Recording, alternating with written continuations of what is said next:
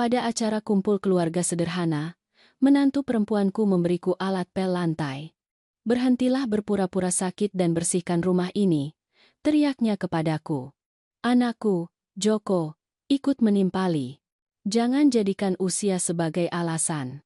Ibu makan gratis di sini setiap hari. Paling tidak hiburlah para tamu untuk kami." Malam itu juga, aku memasukkan pakaianku ke dalam koper dan pergi menghilang. Tetapi apa yang kulakukan keesokan harinya membuat wajah mereka pucat karena ketakutan. Usiaku 68 tahun. 68 tahun hidup, bekerja, dan memberikan segalanya untuk keluargaku. Dan pada malam pertemuan keluarga itu, di depan 12 orang yang tertawa dan minum teh hangat, menantuku, Ayu, menyerahkan alat pel lantai yang dibungkus kertas kado berwarna keemasan. Awalnya aku mengira itu hanya lelucon yang tidak lucu. Tetapi ketika aku merobek kertas keemasan itu dan melihat gagang kayu, sumbu abu-abu, dan bau cairan kimia murahan, perutku terasa kosong. Tawa mereka mereda. Seseorang terbatuk dengan canggung. Ayu menatapku dengan mata berbinar, menunggu reaksiku seperti seseorang yang menunggu hewan peliharaan melakukan trik. "Apa ini?" bisikku. "Ini hadiah yang berguna, Siti," katanya, mengucapkan namaku seolah meludahkan biji buah. "Karena sudah saatnya ibu berhenti berpura-pura sakit dan membersihkan rumah ini sebagaimana mestinya." Dunia terasa berhenti. Aku merasakan semua pandangan tertuju padaku. Sepupu Ayu menundukkan kepala. Tetangga di depan rumah pura-pura memeriksa ponselnya. Anakku, Joko, anak tunggal yang kukandung selama 9 bulan dan kubesarkan dengan kedua tanganku sendiri, hanya terdiam. "Joko," aku berhasil memanggil, mencari matanya. Ia bangkit dari meja, tinggi, tegap, dengan kemeja baru yang kupasangkan pagi itu. Dan ketika ia berbicara, suaranya terdengar dingin, terukur, seolah-olah ia sudah melatih kata-kata itu selama berminggu-minggu. "Ibu, istriku benar. Berhentilah menggunakan usia sebagai alasan. Ibu makan gratis di sini setiap hari. Hal minimal yang bisa ibu lakukan adalah melayani tamu untuk kami. Atau apakah ibu pikir biaya hidup ibu tidak mahal?" Setiap kata terasa seperti tusukan belati. Aku tidak menangis. Aku tidak berteriak. Sesuatu di dalam diriku membeku, seperti air yang menjadi es dan segalanya menjadi kaku, keras, tak bergerak. Aku mengambil alat pel itu dengan tangan gemetar, mengangguk, dan bangkit dari meja. "Permisi," gumamku, "saya akan ke kamar." Tidak ada yang menahanku. Aku berjalan melewati lorong yang telah kujelajahi 1000 kali dalam 3 tahun terakhir. Aku melewati foto-foto keluarga di mana aku masih tersenyum. Aku memasuki kamar kecil di ujung rumah, yang dulunya adalah gudang, satu-satunya ruang yang mereka izinkan kugunakan ketika aku menjanda dan anakku menawari tempat tinggal. "Kami membutuhkan ibu," kata Joko dengan mata berkaca-kaca ketika ayahnya meninggal dunia. "Ibu tidak bisa sendirian. Tinggallah bersama kami. Kita adalah keluarga." Keluarga. Aku menutup pintu dan melihat sekeliling. Sebuah tempat tidur tunggal yang menempel di dinding, nakas dengan tasbih dan foto almarhum suamiku, Santoso. Lemari pakaian kecil tempat pakaianku tergantung berjejalan. Di dinding, ada noda lembab yang tidak pernah diperbaiki karena kamar itu bukan prioritas. 3 tahun tinggal di sana, 3 tahun menjadi tak terlihat. Dan malam itu, sementara di luar mereka terus minum teh hangat dan tertawa seolah tidak terjadi apa-apa, aku mengeluarkan koper lamaku dari lemari. Koper kain usang yang kugunakan saat bulan madu 46 tahun lalu, ketika Santoso membawaku ke tepi pantai dan kami menari hingga matahari terbit. Aku mulai melipat pakaianku. Perlahan, hati-hati, setiap pakaian adalah kenangan. Baju hangat yang kupakai saat Joko lahir, blus yang kupakai saat wisudanya, selendang yang dihadiahkan Santoso pada ulang tahun pernikahan kami yang ke-25. Tanganku gemetar, tetapi bukan karena kesedihan. Itu gemetar karena amarah. Karena saat aku melipat, aku mengingat. Aku mengingat setiap perlakuan tidak adil, setiap komentar, setiap tatapan meremehkan yang kutanggung sejak aku menginjakan kaki di rumah itu. Aku ingat ketika Ayu melarangku menggunakan ruang tamu. "Ini untuk tamu, bukan untuk ibu duduk di sana sambil merajut." Aku ingat ketika ia membentakku karena aku menggunakan sampo miliknya. Harganya Rp80.000, Siti. Gunakan yang sedang diskon. Aku ingat ketika ia menyuruhku makan di dapur karena, di ruang makan, hanya yang bekerja yang makan. Aku ingat Joko melihat semua itu dan hanya diam. Dan tiba-tiba, ketika aku memasukkan sikat gigiku ke dalam tas, sesuatu jatuh dari dasar lemari, sebuah kotak kaleng berkarat yang benar-benar kulupakan. Kotak tempat aku menyimpan dokumen-dokumen penting. Aku membukanya. Di dalamnya ada kertas-kertas menguning, foto-foto lama, kwitansi, dan amplop manila dengan cap notaris. Aku membukanya dengan jari-jari gemetar. Surat-surat tanah di kawasan Jakarta Utara, tanah yang diwariskan orang tuaku ketika mereka meninggal dunia 30 tahun lalu. Tanah yang terperangkap dalam proses hukum yang tak berkesudahan karena kakakku telah memperebutkan warisan dan aku, lelah dan fokus pada keluargaku, begitu saja melupakannya. Berapa tahun tanah itu terbengkalai? Aku tidak tahu. Tetapi saat aku membaca dokumen-dokumen itu, sesuatu menyala di dadaku. Sebuah percikan. Sebuah pertanyaan. Bagaimana jika tanah itu masih ada? Bagaimana jika tanah itu bernilai sesuatu? Aku menyimpan dokumen-dokumen itu di tas. Aku selesai berkemas. Saat itu pukul 2 dini hari ketika aku menutup koper dan duduk di tempat tidur untuk terakhir kalinya. Di luar, semuanya sunyi. Para tamu sudah pergi. Joko dan Ayu pasti tidur di tempat tidur besar mereka, di kamar ber-AC, di dunia mereka di mana aku tidak penting. Aku mengenakan jaket tipisku, mengambil koper, menyampirkan tas di bahu, dan pergi. Aku tidak meninggalkan catatan. Aku tidak mengucapkan selamat tinggal. Aku tidak menimbulkan suara saat menutup pintu. Aku hanya menghilang. Saat aku berjalan di jalanan yang sepi, menyeret koperku di atas trotoar yang dingin, aku menoleh ke belakang hanya sekali. Rumah itu gelap. Lampu hiasan berkedip di jendela seolah semuanya sempurna. Tetapi aku tahu kebenarannya. Dan pada saat itu, di bawah bintang-bintang dini hari pertemuan keluarga, aku bersumpah bahwa aku tidak akan pernah lagi menjadi tak terlihat. Yang kutemukan keesokan harinya ternyata lebih dari sekadar tanah terlupakan. Aku berjalan 4 kilometer sebelum kakiku lemas. Aku duduk di bangku halte bus, menarik napas seperti habis lari maraton. Koper di kakiku. Dinginnya bulan Desember menggigit tulangku. Dan untuk pertama kalinya dalam 3 tahun, aku merasakan sesuatu yang telah kulupakan, kebebasan. Rasanya menyakitkan. Ya Tuhan, sungguh menyakitkan. Tapi itu milikku. Aku mengeluarkan ponselku dengan tangan gemetar. Pukul 3 dini hari. Siapa yang bisa kuhubungi pada jam seperti ini? Teman-temanku di kompleks lama sudah bertahun-tahun tidak mencariku. Joko telah menjauhkanku sedikit demi sedikit. Ibu-ibu itu hanya bergosip. Ibu, lebih baik ibu di rumah saja. Sudah gelap. Ayu lebih blak-blakan. Jika ibu mau keluar, beritahu saya. Saya tidak mau ibu ikut campur memberitahu orang lain bagaimana kami hidup di sini. Aku menekan satu-satunya nomor yang kuhafal di luar kepala. Adik perempuanku, Putri, menjawab setelah dering kelima, dengan suara mengantuk dan khawatir. Halo, siapa ini? Ini aku, Siti.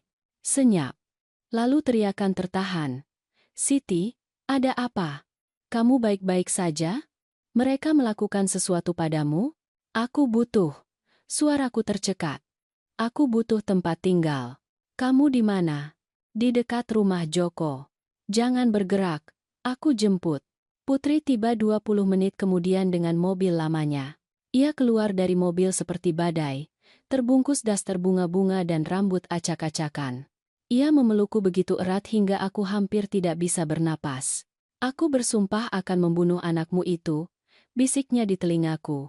Aku tidak menjawab, karena pada saat itu, jika aku berbicara, aku akan hancur. Perjalanan ke rumahnya hening.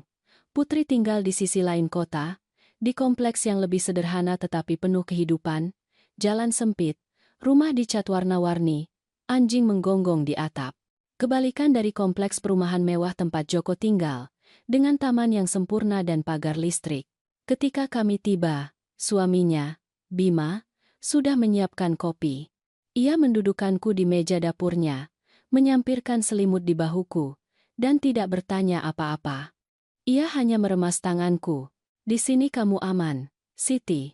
Putri duduk di depanku, dengan mata berkaca-kaca karena amarah yang tertahan. Ceritakan semuanya, dan jangan berani-berani membelanya. Maka aku berbicara.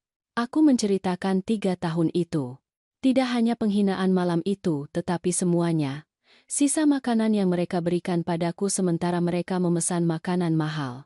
Kali ketika Ayu memeriksa lemariku untuk memastikan aku tidak mencuri. Hari ketika aku sakit. Dan Joko berkata, jika ibu ke dokter, ibu bayar sendiri. Kami bukan asuransi kesehatan ibu. Aku menceritakan bagaimana aku bangun jam 5 pagi untuk membersihkan rumah sebelum mereka bangun. Bagaimana aku memasak, mencuci, menyetrika. Bagaimana suatu kali Ayu membuang semua makananku dari lemari es karena terlalu banyak tempat dan baunya tidak enak. Aku bercerita bahwa sudah berbulan-bulan aku tidak membeli baju baru. Sepatuku robek, bahwa aku telah menjual anting-anting emas untuk membayar obat ketika aku flu, dan Joko menolak memberiku uang. Aku menjadi pembantu mereka, Putri, dan yang terburuk adalah aku membiarkannya. Putri memukul meja dengan sangat keras hingga cangkir-cangkir melompat. Aku sudah tahu bahwa perempuan ular itu memanfaatkanmu sejak hari pertama aku melihatnya dengan kuku palsu dan parfum mahalnya. Tetapi Joko menghancurkan hatiku. Aku yang mengganti popoknya ketika kamu bekerja lembur. Aku yang merawatnya ketika ia sakit.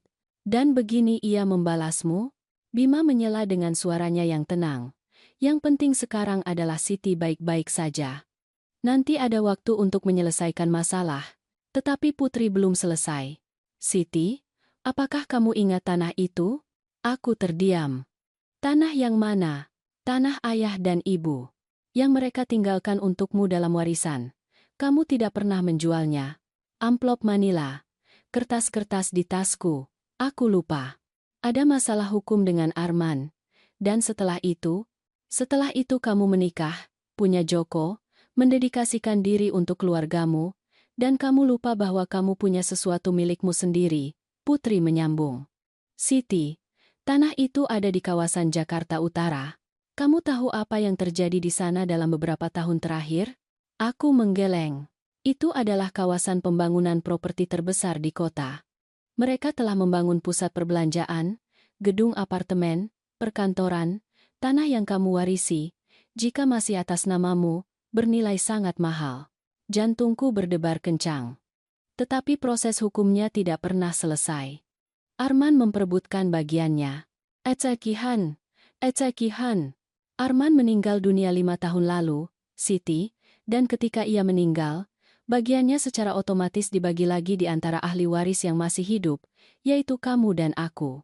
Tetapi karena kamu adalah ahli waris utama yang ditunjuk dalam wasiat asli, jika tidak ada yang mengklaim apapun, tanah itu milikmu. Tanganku gemetar. Aku mengeluarkan dokumen dari tas dan membentangkannya di atas meja. Putri membacanya dengan saksama, menggerakkan jarinya di atas tulisan yang samar. Kita harus pergi ke pengacara besok, Bapak Santika, yang bekerja dengan suamimu.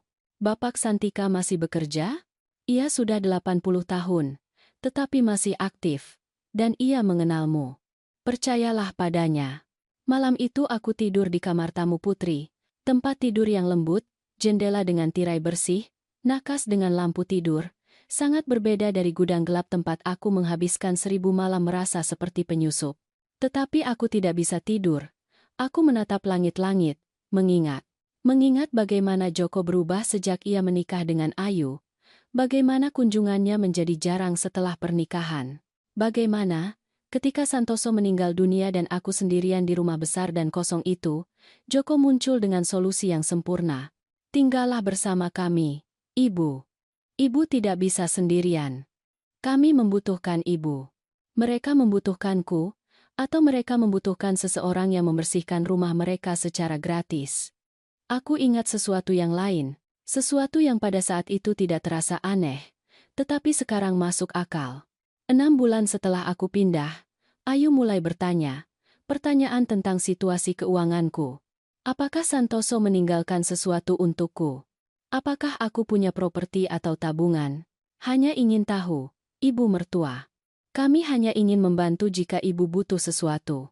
Aku, dengan polos, menceritakan semuanya, bahwa rumah tempat aku tinggal bersama Santoso telah kami jual untuk membayar utang-utang medisnya, bahwa tabungannya telah habis untuk pengobatan, bahwa aku hanya punya pensiun bulanan 8 juta rupiah. Aku tidak pernah menyebut tanah itu, karena aku sudah melupakannya. Bagaimana jika mereka mengira aku tidak punya apa-apa? Bagaimana jika karena itu mereka berani memperlakukanku seperti itu? Sebuah ide mulai terbentuk di kepalaku, gelap, rumit, tetapi adil. Apa yang akan terjadi jika mereka menemukan bahwa aku memang punya sesuatu? Bahwa aku bukan wanita tua tak berguna yang mereka pikirkan. Aku bangkit dari tempat tidur. Aku mencari kertas-kertas itu lagi. Aku membacanya baris demi baris di bawah cahaya ponselku. Dan di sana, di sudut dokumen, sebuah catatan tulisan tangan dari ayahku, ditulis dengan tinta biru 30 tahun yang lalu. Untuk putriku, Siti. Semoga tanah ini memberimu kebebasan yang pantas kamu dapatkan. Ayah. Ia selalu tahu bahwa aku akan membutuhkan sesuatu milikku. Sesuatu yang tidak bisa diambil siapapun dariku. Aku mematikan lampu. Aku berbaring. Dan untuk pertama kalinya dalam beberapa tahun aku tidur tanpa beban di dada. Karena ada satu hal yang jelas. Hidupku akan segera berubah. Keesokan harinya, ketika aku memasuki kantor Bapak Santika, aku tidak pernah membayangkan bahwa berita itu akan jauh lebih besar dari yang kuperkirakan. Dan aku juga tidak membayangkan bahwa anakku sudah ada di sana, mencari informasi tentang diriku. Kantor Bapak Santika berada di lantai 2 gedung tua di pusat kota, dengan tangga marmer usang dan pintu kayu solid. Putri naik bersamaku, memegang lenganku seolah ia takut aku akan pingsan. Aku tidak gugup. Aku lapar. Lapar akan jawaban. Akan keadilan. Untuk mengetahui bahwa hidupku bukan hanya sia-sia melayani orang-orang yang tidak menghargai diriku. Resepsionis, seorang wanita muda dengan kacamata modern, segera mengantar kami masuk.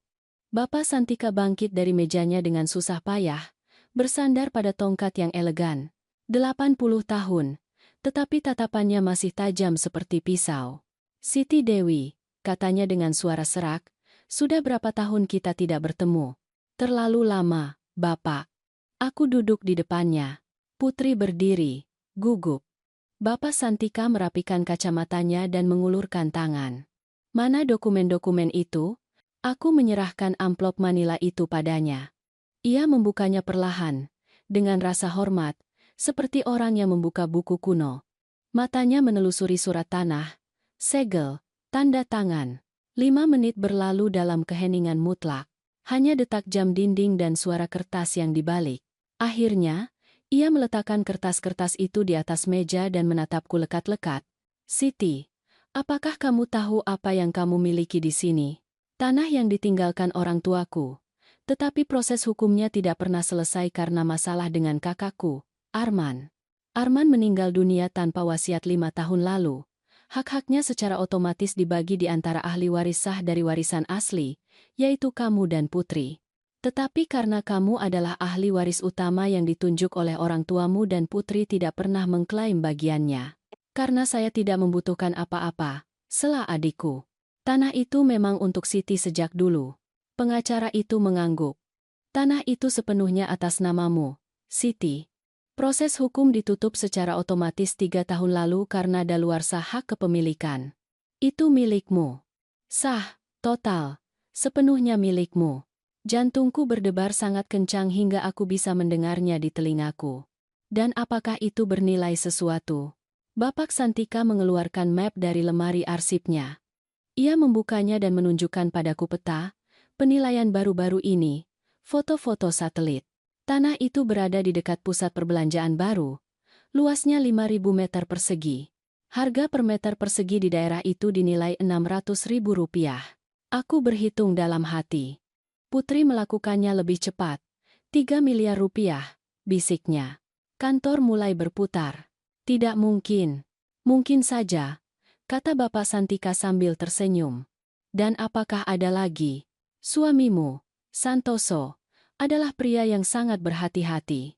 Ketika saya bekerja dengannya bertahun-tahun yang lalu, kami tidak hanya membuat wasiatnya, ia juga membuat beberapa sertifikat investasi atas namamu di bank.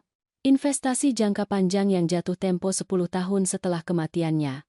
Santoso meninggal dunia 11 tahun lalu. Tepat. Investasi itu jatuh tempo setahun yang lalu. Saya mengirim surat ke alamat tempat kamu tinggal bersama anakmu, tetapi saya tidak pernah mendapat jawaban. Darahku membeku. Surat apa? 3 surat tercatat. Yang terakhir 4 bulan lalu. Memberitahumu bahwa kamu memiliki 1.400.000.000 rupiah menunggu di rekening perwalian. Putri menjatuhkan diri di kursi. Ya Tuhan, aku tidak bisa berbicara. Aku tidak bisa bernapas, karena tiba-tiba semuanya masuk akal. Bapak, apakah anakku, Joko, datang menemui Bapak? Bapak Santika mengerutkan kening. Ya, 4 bulan lalu, tepat setelah surat terakhir. Ia bilang ia datang mewakilimu karena kamu sedang sakit. Ia ingin tahu tentang situasi keuanganmu. Dan apa yang Bapak katakan? Tidak ada. Saya menjelaskan bahwa informasi itu hanya bisa saya berikan langsung kepadamu. Ia marah, mendesak, mengancam saya dengan tuntutan hukum. Tetapi saya sangat jelas. Dokumen-dokumen itu rahasia. Hanya kamu yang bisa mengaksesnya. Potongan-potongan teka-teki mulai menyatu. 4 bulan lalu, tepat ketika perlakuan di rumah itu memburuk, ketika Ayu mulai lebih kejam, ketika Joko berhenti menatap mataku, ketika sindiran tentang biaya hidupku dimulai. Mereka tahu. Mereka tidak tahu jumlah pastinya, tetapi mereka tahu aku punya sesuatu. Dan mereka ingin aku tetap di sana, penurut, berterima kasih, tak terlihat, sampai aku meninggal dunia dan mereka bisa mewarisi. Siti, kamu baik-baik saja? Tanya Putri, mengguncang lenganku. Ya, aku. Aku menarik napas dalam-dalam. Aku sempurna. Aku bangkit. Aku berjalan ke jendela. Dari sana aku bisa melihat pusat kota. Lalu lintas, orang-orang berjalan tergesa-gesa, menjalani hidup mereka. Dan aku, yang mengira diriku sudah habis, tanpa pilihan, tanpa nilai, memiliki lebih dari 4 miliar rupiah menungguku. Bapak, apa yang saya butuhkan untuk mengakses uang itu? Kartu identitas resmi ibu dan menandatangani beberapa dokumen. Prosesnya memakan waktu seminggu. Dan tanah itu? Itu sudah milik ibu. Tetapi jika ibu ingin menjualnya, saya bisa menghubungi pembeli yang tertarik. Saya punya 3 perusahaan yang telah bertanya tentang properti di daerah itu. Ibu bisa mendapatkan uang itu dalam sebulan. Aku berbalik. Aku menatap mereka berdua. Saya ingin menjualnya. Dan saya ingin tidak ada seorang pun, sama sekali tidak ada seorang pun, yang tahu tentang ini dulu. Putri tersenyum. Itu adalah senyum yang kukenal baik. Senyum yang sama yang ia tunjukkan ketika kami masih kecil dan merencanakan kenakalan. Apa yang kamu rencanakan, Kak? Aku berpikir bahwa anak dan menantuku mengira aku miskin, lemah, dan tidak berguna. Dan sudah saatnya aku menunjukkan kepada mereka siapa aku sebenarnya. Bapak Santika bersandar di kursinya, matanya berbinar geli. Santoso pernah bercerita kepadaku bahwa ketika kamu memutuskan sesuatu, kamu akan melakukan segalanya. Aku lihat ia tidak berbohong. Suamiku mengenalku dengan baik. Aku menandatangani dokumen selama 2 jam, surat kuasa, dokumen bank. Ketika kami selesai, pengacara itu menjabat tanganku. Dalam seminggu ibu akan memiliki akses penuh ke uang ibu, Siti, dan dalam sebulan, jika semuanya berjalan lancar dengan penjualan tanah, ibu akan menjadi wanita yang sangat mapan. Arigitu aribuna taharilaha, aritu arigitu aragun. Kami keluar dari kantor ketika matahari sudah tinggi. Putri memelukku di tengah jalan, tanpa memedulikan orang-orang yang melihat kami. Aku tidak percaya. Aku tidak percaya bahwa anak durhaka itu memperlakukanmu seperti itu padahal ia tahu kamu punya uang. Ia tidak tahu berapa banyak. Itu sebabnya ia datang bertanya. Dan sekarang apa yang akan kamu lakukan? Aku merenung. Udara dingin menyentuh wajahku. Dari jauh, seseorang menjual makanan sambil berteriak. Sepasang kekasih muda berjalan bergandengan tangan. Hidup terus berjalan untuk semua orang, dan juga untukku. Pertama aku akan beristirahat, memproses semua ini. Kemudian aku akan menunjukkan kepada mereka bahwa keputusan terburuk yang mereka ambil adalah meremehkan seorang ibu yang terluka. Putri menatapku dengan cemas. Jangan lakukan hal gila, Siti. Aku tidak akan melakukan hal ilegal, Putri. Aku hanya akan memberi mereka pelajaran yang tidak akan pernah mereka lupakan. Adiara, kemudia kanannya Ra, kemudia rasan, tukan tu atau liharan. Malam itu, kembali ke rumah adikku. Aku duduk di kamar tamu dengan ponsel di tangan. Aku memiliki 52 panggilan tak terjawab dari Joko, 38 pesan dari aplikasi obrolan. Aku membaca semuanya. Yang pertama berisi kemarahan. Ibu di mana? Berhentilah berdrama dan kembali ke rumah. Ini konyol. Ini hari kumpul keluarga dan ibu membuat kami malu. Jika ibu tidak kembali, jangan pernah minta bantuan lagi. Kemudian berubah menjadi kekhawatiran yang dibuat-buat. Ibu, kami khawatir. Ibu baik-baik saja? Tidak peduli apa yang terjadi. Ini hari pertemuan keluarga. Kembali dan kita bicarakan. Ayu merasa bersalah atas apa yang ia katakan. Itu karena stres acara. Dan yang terakhir berisi manipulasi murni. Ibu, jika ibu tidak kembali, kami harus melaporkan ibu sebagai orang hilang. Ibu menempatkan kami dalam situasi yang sangat sulit. Orang-orang bertanya, apakah ibu benar-benar akan melakukan ini pada kami? Setelah semua yang kami lakukan untuk ibu, alamani, kentudaran belasi langkan cara. Aku tidak menjawab satu pun. Sebaliknya, aku membuka kamera dan mengambil foto. Aku duduk di tempat tidur yang nyaman, dengan secangkir teh hangat di tangan, selimut di bahu. Aku terlihat lelah, ya, tetapi tenang, damai. Aku mengirim foto itu kepada Joko dengan satu pesan. Aku baik-baik saja. Jangan cari. Jawabannya datang dalam hitungan detik. Ibu di mana? Kita perlu bicara. Aku mematikan ponsel. Karena aku tidak punya apa-apa lagi untuk dibicarakan dengannya. Belum. Pertama aku perlu pulih, menyembuhkan diri, bersiap, dan ketika aku siap, ketika semua kartu ada di tanganku, barulah aku akan menunjukkan kepada mereka bagaimana rasanya ketika seseorang yang kamu cintai membelakangimu. Tetapi yang tidak kuketahui adalah bahwa Joko dan Ayu tidak akan tinggal diam, dan apa yang mereka lakukan setelah itu adalah titik didih emosiku. 3 hari berlalu. 3 hari di mana aku tidak menjawab satu pun panggilan. 3 hari di mana Joko membombardir ponselku dengan pesan yang semakin putus asa.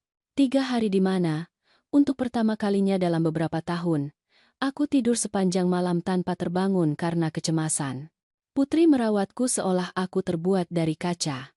Ia menyiapkan sarapan, menemaniku berjalan di taman, meminjamkan pakaiannya karena aku hanya membawa yang dasar. Bima, suaminya, tidak pernah bertanya apa-apa. Ia hanya menepuk bahuku setiap kali ia lewat dan berkata, "Di sini kamu di rumah, Siti." Tetapi kedamaian tidak berlangsung lama ketika ada orang yang tidak tahan kehilangan kendali. Pada hari keempat, Putri masuk ke kamarku dengan ponsel di tangan dan wajah terkejut. "Siti, kamu harus lihat ini." Ia menunjukkan aplikasi media sosialnya. Ayu telah mengunggah sebuah foto, fotoku. Foto yang mereka ambil saat acara kumpul keluarga, tepat sebelum mereka memberiku alat pel. Aku duduk di meja, dengan wajah serius, bahu terkulai. Aku terlihat persis seperti diriku. Seorang wanita yang lelah, menua, tak terlihat. Teksnya berbunyi, sulit untuk membagikan ini, tetapi saya perlu curhat. Ibu mertua saya meninggalkan rumah kami pada malam pertemuan keluarga, tanpa berkata apa-apa. Kami menerimanya selama 3 tahun dengan cinta, memberinya tempat tinggal, makanan, perawatan. Tetapi ketika kami memintanya untuk membantu pekerjaan rumah, sesuatu yang normal dalam keluarga manapun, ia tersinggung dan pergi. Sekarang kami tidak tahu di mana ia berada. Jika ada yang melihatnya, tolong beritahu kami. Kami sangat khawatir. Keluarga toksik, ibu mertua bermasalah, pertemuan keluarga. Itu memiliki 143 komentar. Aku membaca beberapa. Kebanyakan mendukung Ayu. Ya ampun, teman. Mengerikan sekali. Ibu mertua memang selalu drama. Begitulah ibu-ibu dari generasi itu. Mereka pikir mereka berhak atas segalanya. Kamu sudah melakukan banyak hal dengan menahannya selama 3 tahun. Aku tidak akan sanggup. Tetapi ada yang lain. Yang membelaku. Tunggu sebentar. Saya ada di acara itu. Kamu tidak menceritakan bahwa kamu memberinya alat pel sebagai hadiah di depan semua orang.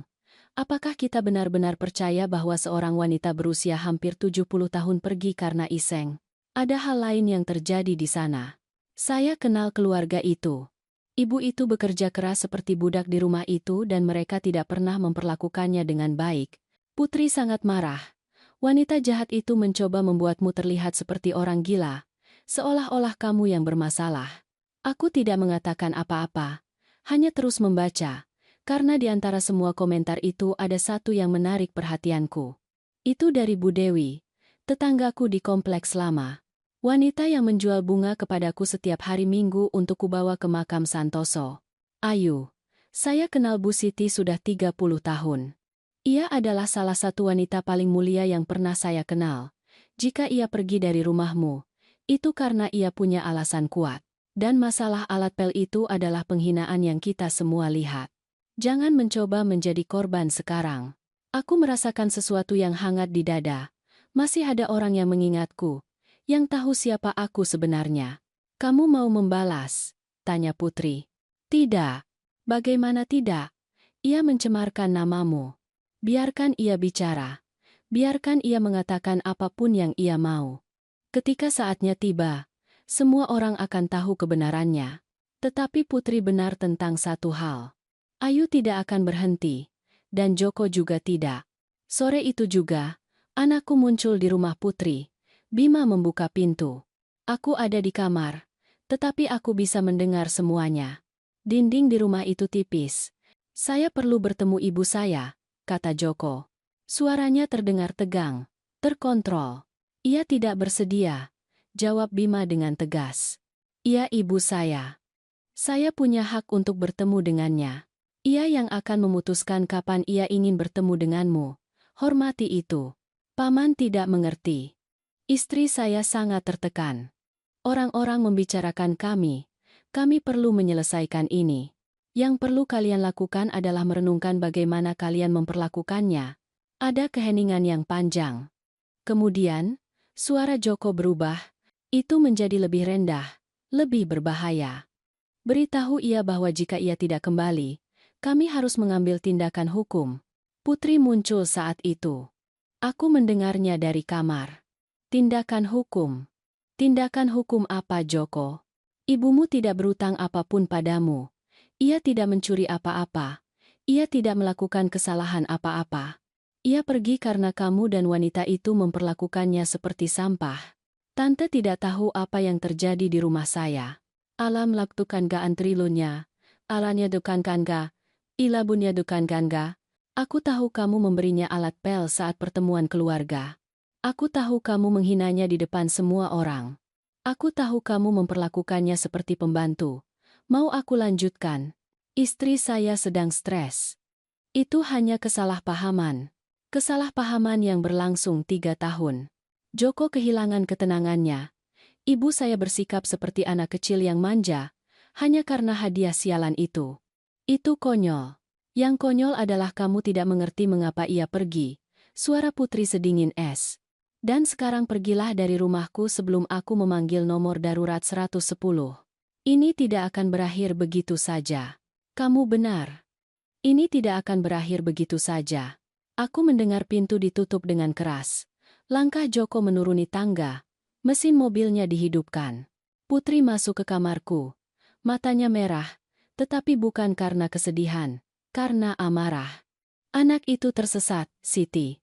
Benar-benar tersesat. Aku bangkit dari tempat tidur. Aku berjalan ke jendela. Dari sana aku bisa melihat mobil Joko menjauh. Mobil mahal berwarna hitam, dengan pelek krom. Ia membelinya 6 bulan lalu. 85 juta rupiah uang muka, katanya padaku. Tapi itu sepadan, Bu. Penting untuk memberi kesan baik. Kesan baik. Sementara aku memakai sepatu robek dan makan sisa makanan. Putri, bisakah kamu meminjamkan komputermu? Untuk apa? Aku perlu mencari sesuatu. Setengah jam kemudian, aku membaca profil lengkap Ayu di media sosial. Tidak hanya satu, tetapi semua akunnya. Wanita ini mendokumentasikan seluruh hidupnya di internet, dan apa yang kutemukan membuatku terkejut. Foto-foto restoran mahal. Malam kencan dengan cintaku. Foto-foto di pusat kebugaran mewah. Merawat diri untuknya. Foto-foto pakaian bermerek. Aku memanjakan diri karena aku pantas mendapatkannya. Foto-foto di tempat perawatan, di salon kecantikan, di perjalanan ke pantai. Semua itu sementara mereka memberitahuku bahwa tidak ada uang untuk membelikanku sepasang sepatu baru. Tetapi ada hal lain. Sesuatu yang menarik perhatianku. Di fitur sorotan akunnya, ada bagian yang disebut rumah kami. Aku membukanya. Dan di sana, foto-foto interior rumah Joko. Ruang tamu yang tidak boleh kugunakan. Ruang makan tempat aku tidak boleh duduk. Dapur dengan peralatan baja anti karat. Dan satu foto khususnya menghancurkan jiwaku. Itu adalah kamarku, gudang tempat aku tidur. Tetapi di keterangannya tertulis, proyek masa depan. Mengubah ruang ini menjadi ruang ganti pakaian. Hampir kosong. Hampir kosong. Mereka menungguku. Menunggu aku meninggal dunia. Atau menunggu untuk mengusirku. Putri membaca dari balik bahuku dan menahan jeritan. Wanita jahat itu berencana membuangmu. Aku menutup laptop. Aku menatap dinding. Dan kemudian sesuatu di dalam diriku berubah. Aku tidak lagi merasakan kesedihan. Aku tidak lagi merasakan sakit. Aku merasakan amarah. Amarah yang dingin, terukur, mematikan. Putri, besok aku akan melakukan sesuatu. Apa? Aku akan menyewa apartemen. Untuk apa? Di sini kamu baik-baik saja. Karena aku butuh ruang sendiri. Dan karena aku perlu Joko dan Ayu percaya bahwa aku memang sudah habis. Bahwa aku pergi karena aku tidak punya tempat tujuan. Bahwa aku rentan. Putri menatapku dengan mata menyipit. Apa yang kamu rencanakan? Keadilan, Kak. Hanya keadilan. Malam itu, sebelum tidur, aku membuka ponselku. Ada pesan baru dari Joko. Itu tidak lagi mengancam atau pura-pura khawatir. Itu langsung. Ibu. Saya tahu ibu bersama Tante Putri. Saya hanya ingin ibu tahu sesuatu. Rumah tempat kami tinggal memiliki hipotek sebesar 4.900.000.000 rupiah. Jika kami tidak membayarnya dalam 3 bulan, kami akan kehilangannya. Ayu dan saya telah melakukan segala yang kami bisa, tetapi kami tidak bisa lagi. Saya pikir ibu bisa membantu kami. Saya tahu ayah meninggalkan sesuatu untuk ibu. Kami hanya butuh pinjaman. Kami akan membayarnya segera setelah kami bangkit. Tolong, Bu. Kami keluarga. Aku membaca pesan itu 3 kali, dan kemudian aku tertawa. Tawa yang pahit, kering, yang mengejutkan diriku sendiri. Itu dia, kebenaran yang telanjang. Mereka tidak menginginkanku kembali karena mereka merindukanku. Mereka menginginkanku kembali karena mereka membutuhkan uangku. Aku membalas dengan tenang, memilih setiap kata. Joko, ketika kamu memberiku alat pel itu, kamu mengajariku bahwa bagimu aku hanya bernilai dari apa yang bisa kulakukan. Sekarang kamu menulis kepadaku karena kamu butuh uang. Apakah kamu melihat polanya? Aku bukan ibumu. Aku sumber dayamu. Dan aku minta maaf untuk mengatakan bahwa sumber daya itu sudah habis. Selesaikan masalahmu sendiri. Aku mengirim pesan itu. Aku mematikan ponsel. Dan untuk pertama kalinya dalam 3 tahun aku tidur dengan senyum di bibir. Apartemen yang kusewa berada di kompleks yang tenang, jauh dari perumahan Joko. Itu kecil. 1 kamar tidur, 1 ruang tamu dengan dapur terintegrasi, 1 kamar mandi lengkap. Tidak mewah, tetapi itu milikku. Dindingnya putih, jendelanya menghadap ke taman tempat anak-anak bermain di sore hari, dan untuk pertama kalinya dalam beberapa tahun aku bisa bernapas tanpa merasa ada yang mengawasiku. Aku pindah dengan sedikit barang yang kumiliki. Putri membantuku membeli beberapa kebutuhan dasar. Piring, spray, pembuat kopi. Ia bersikeras memberiku bingkai foto dengan kutipan Islami untuk pintu masuk. Agar kamu terlindungi, katanya sambil memelukku. Aku tidak memberitahunya tentang uang itu.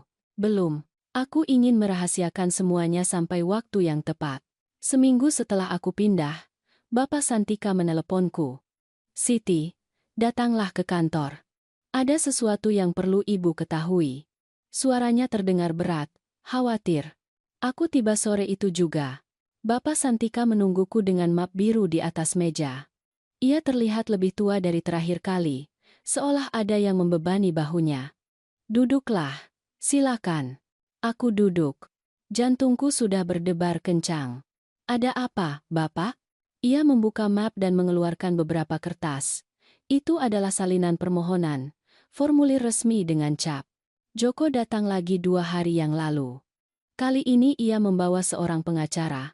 Mereka mencoba mengajukan permohonan pernyataan ketidakmampuan terhadap ibu. Anton Dusara Junarai. NH Baulain Dugrave. Kata itu menghantamku seperti tinju. Ketidakmampuan. Mereka ingin menyatakan ibu tidak mampu secara mental untuk membuat keputusan keuangan. Mereka berargumen bahwa ibu memiliki gangguan kognitif parah dan bahwa ibu meninggalkan rumah tanpa alasan yang jelas. Tujuannya adalah agar Joko menjadi wali sah ibu dan dapat mengelola aset ibu. Dunia berhenti. Tetapi saya baik-baik saja. Saya tahu. Itu sebabnya saya langsung menolak permohonan itu dan saya memperingatkan mereka bahwa jika mereka mencoba hal seperti itu lagi, saya akan melaporkan mereka atas upaya penipuan. Tetapi, Siti, ini serius. Anak ibu putus asa. Dan orang yang putus asa mampu melakukan apa saja. Tanganku gemetar. Aku menyembunyikannya di bawah meja. Mengapa ia begitu putus asa? Bapak Santika mengeluarkan lebih banyak kertas. Laporan bank, dokumen dari catatan publik. Saya menyelidiki sedikit. Dengan izin tersirat ibu sebagai klien saya. Rumah tempat Joko tinggal memiliki hipotek 4.900.000.000 rupiah dengan bank. Mereka menunggak 4 bulan pembayaran. Bank sudah memulai proses penyitaan. Dalam 2 bulan, jika mereka tidak membayar, mereka kehilangan rumah. Ia memberitahuku. Ia memintaku uang. Ada lagi. Ayu memiliki utang kartu kredit sebesar 1 miliar rupiah. Mereka terdaftar sebagai risiko tinggi di catatan kredit, dan 3 bulan lalu mereka mengajukan pinjaman pribadi yang ditolak. Setiap kata adalah satu potong lagi dari teka-teki itu. Jadi, kapan perlakuan terhadapku memburuk? Menurut catatan saya mengirim surat pertama tentang investasi ibu 8 bulan lalu. Joko datang bertanya 4 bulan lalu. Apakah perlakuan buruk meningkat selama periode itu? Aku menutup mata. Aku ingat. Penghinaan terberat dimulai 6 bulan lalu. Komentar tentang menjadi beban, pembatasan makanan, alat pel saat pertemuan keluarga. Ya semuanya memburuk dalam beberapa bulan itu. Karena mereka tahu ibu punya uang. Tetapi mereka tidak bisa mengaksesnya. Mereka mencoba membuat ibu tetap penurut, bergantung, berterima kasih. Dan ketika itu tidak berhasil, ketika ibu pergi, mereka panik. Bapak Santika melepas kacamatanya dan menatapku langsung ke mata. Siti, ibu harus melindungi diri ibu, secara hukum. Sekarang, Kerina tua, aroma judi prebuskam, bagaimana? Pertama, kita akan membuat wasiat baru, di mana ibu menjelaskan dengan sangat jelas bahwa ibu dalam kondisi mental yang sehat dan bahwa ibu membuat keputusan secara bebas. Kedua, kita akan menunjuk saksi yang akan mengesahkan kondisi mental ibu. Dan ketiga, kita akan melanjutkan penjualan tanah secepat mungkin, sebelum Joko mencoba memblokirnya. Bisakah ia melakukan itu? Ia bisa mencoba. Ia bisa mengajukan tuntutan hukum yang tidak berdasar yang akan menunda proses. Itu sebabnya kita harus bertindak cepat. Kami menghabiskan 3 jam di kantor itu. Aku menandatangani dokumen, memberikan kesaksian yang direkam. Bapak Santika membawa 2 saksi independen, seorang dokter dan seorang pekerja sosial, yang melakukan evaluasi untuk mengesahkan bahwa aku kompeten secara mental. Ketika kami selesai, aku lelah, tetapi juga lega. Tanah itu terjual, kata Bapak Santika sambil menyimpan kertas-kertas. Perusahaan konstruksi menerima tawaran itu. 3 miliar rupiah. Uang itu akan ada di rekening ibu dalam seminggu. Dan investasi Santoso sudah tersedia. Ibu hanya perlu pergi ke bank untuk menandatangani. 1.400.000.000 rupiah. 4.400.000.000 rupiah. Itu lebih banyak uang daripada yang pernah kulihat seumur hidupku. Bapak, tahu apa yang akan saya lakukan dengan ini? Ia tersenyum lelah. Tidak. Apa yang akan ibu lakukan? Saya akan hidup. Saya akan hidup dengan martabat. Dan saya akan menunjukkan kepada anak dan wanita itu bahwa cinta seorang ibu tidak bisa dibeli, tidak bisa dimohon-mohon, dan tidak bisa diinjak-injak.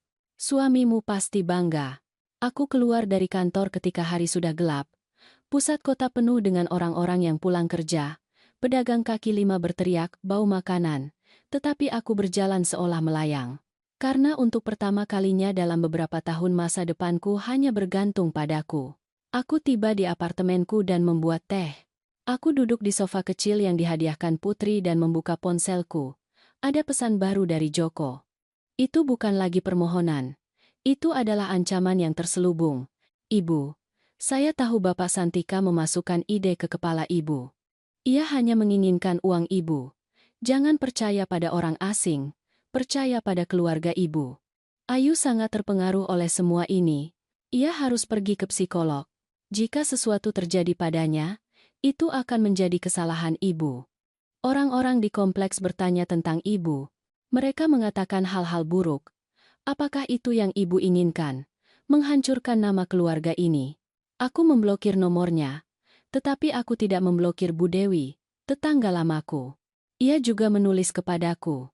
Bu Siti, saya tidak tahu apakah ibu akan melihat pesan ini, tetapi saya ingin ibu tahu sesuatu. Anak ibu bertanya di kompleks apakah ada yang tahu di mana ibu berada. Ia terlihat sangat gugup. Ia juga bertanya apakah ibu punya teman atau kenalan yang mungkin membantu ibu secara finansial.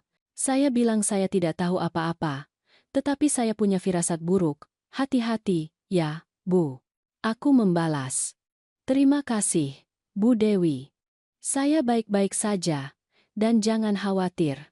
Saya tahu cara menjaga diri sendiri. Malam itu aku tidak bisa tidur, bukan karena kecemasan, tetapi karena amarah.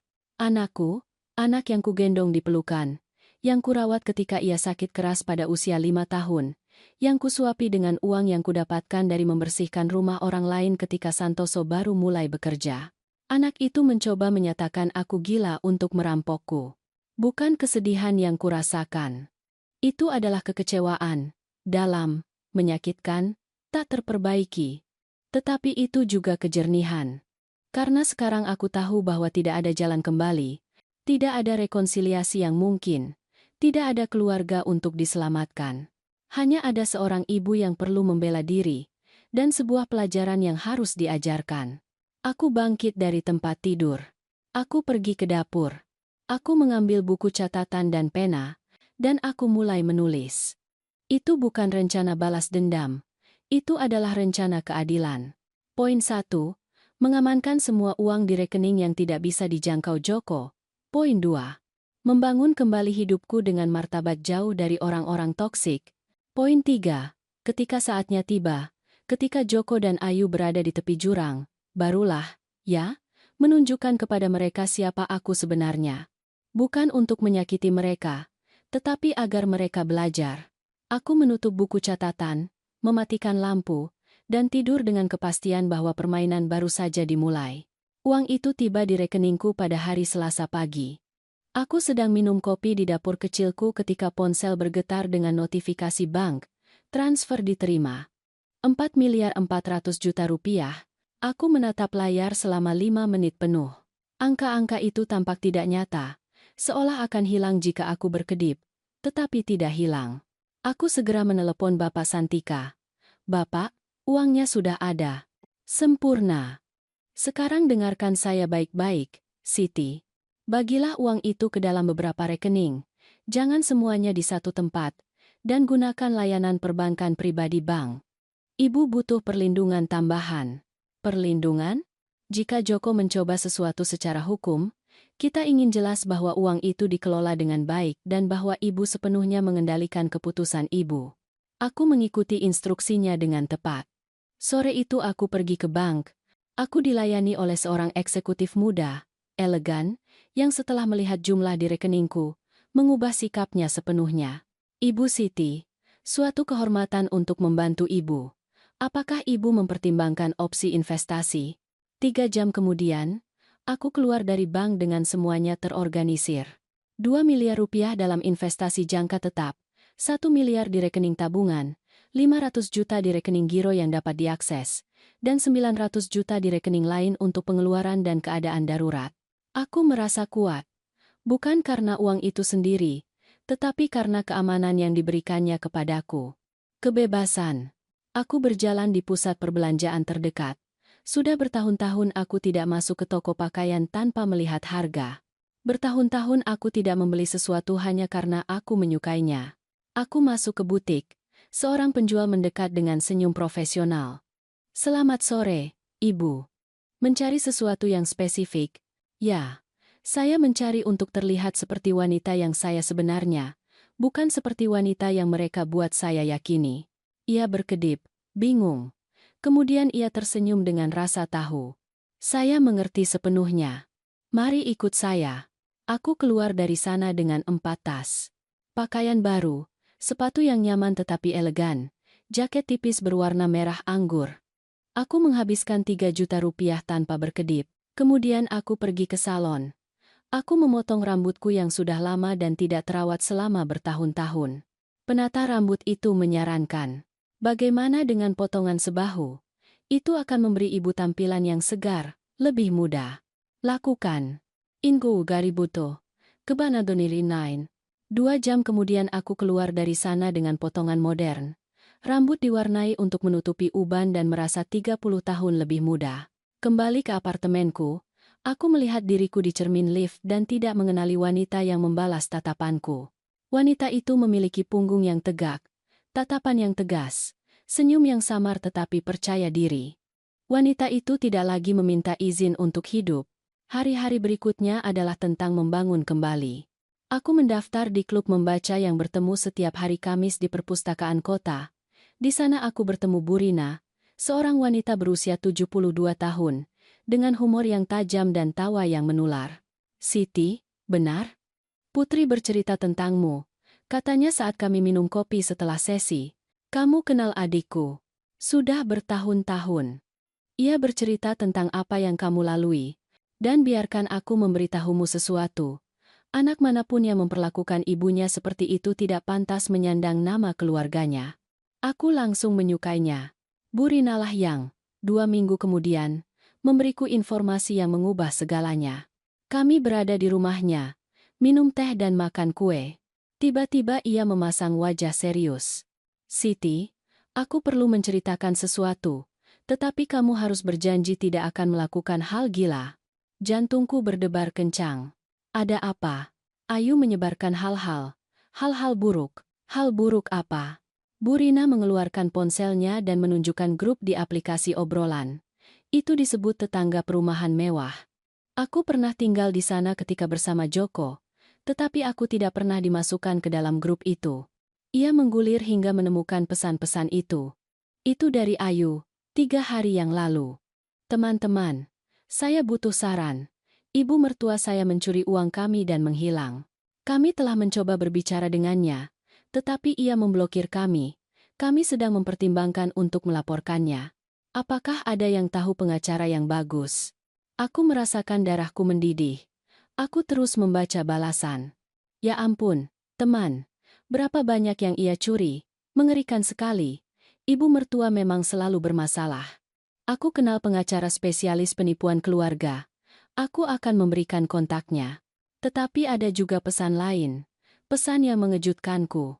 "Ayu, aku melihat bagaimana kamu memperlakukan ibu mertuamu. Aku tidak berpikir ia yang jahat di sini." "Tunggu sebentar. Bukankah kamu yang memberinya alat pel saat pertemuan keluarga di depan semua orang?" "Suamiku ada di acara itu dan ia bercerita kepadaku. Jika ibu mertuamu pergi, itu pasti karena sesuatu. Dan sejujurnya, aku tidak terkejut." Ayu membalas dengan marah.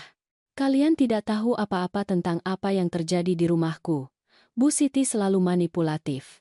Ia berpura-pura sakit untuk tidak bekerja. Ia mengambil uang kami sampai habis." Burina mengambil ponsel dari tanganku. "Sudah cukup. Kamu tidak perlu membaca lagi." Ia bilang aku mencuri, dan separuh anggota grup tidak mempercayainya. "Tetapi, Siti, ini serius. Biarkan ia mengajukan laporan palsu, biarkan ia melakukannya." Burina menatapku terkejut. Apa? Biarkan ia mengajukan laporan. Biarkan ia mengatakan apapun yang ia mau. Karena ketika saatnya tiba, aku akan membuktikan kepada semua orang siapa pembohongnya. Kamu punya bukti. Aku tersenyum. Senyum dingin yang mengejutkan diriku sendiri. Aku punya sesuatu yang lebih baik. Aku punya kebenaran. Dan aku punya sumber daya untuk mempertahankannya. Malam itu, kembali ke apartemenku, aku mengeluarkan buku catatan tempat aku menulis rencanaku. Aku menambahkan poin baru. Poin 4. Biarkan mereka tenggelam sendiri. Jangan ikut campur, hanya mengamati. Karena aku menyadari sesuatu. Joko dan Ayu begitu putus asa sehingga mereka membuat kesalahan publik, kesalahan yang membuat mereka terlihat persis seperti apa adanya, manipulator yang bangkrut. Keesokan harinya, Putri meneleponku dengan histeris. Siti. Joko datang ke rumahku dan mengancamku. Apa yang ia katakan? Bahwa jika aku tidak memberitahunya di mana kamu berada, ia akan menuntutku karena menyembunyikanmu. Aku menyuruhnya pergi ke neraka. Bima hampir memukulnya. Ia putus asa. Dan kamu baik-baik saja? Aku sempurna. Putri. Lebih baik dari sebelumnya. Siti.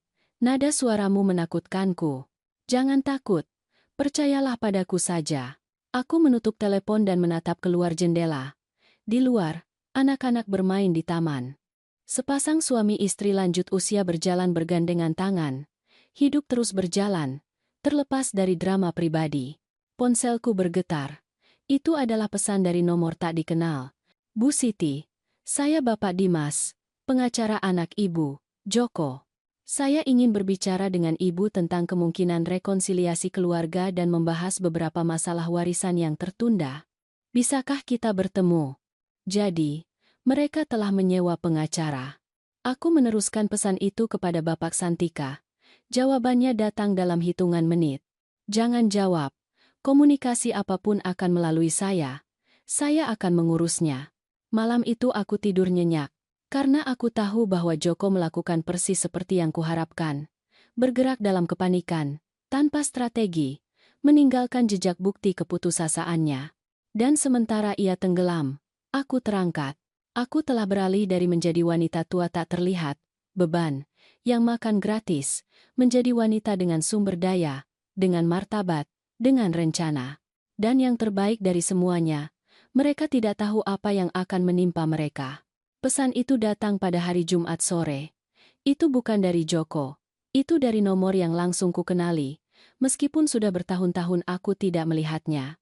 Sepupuku, Dewi, saudara perempuan almarhum suamiku, Santoso.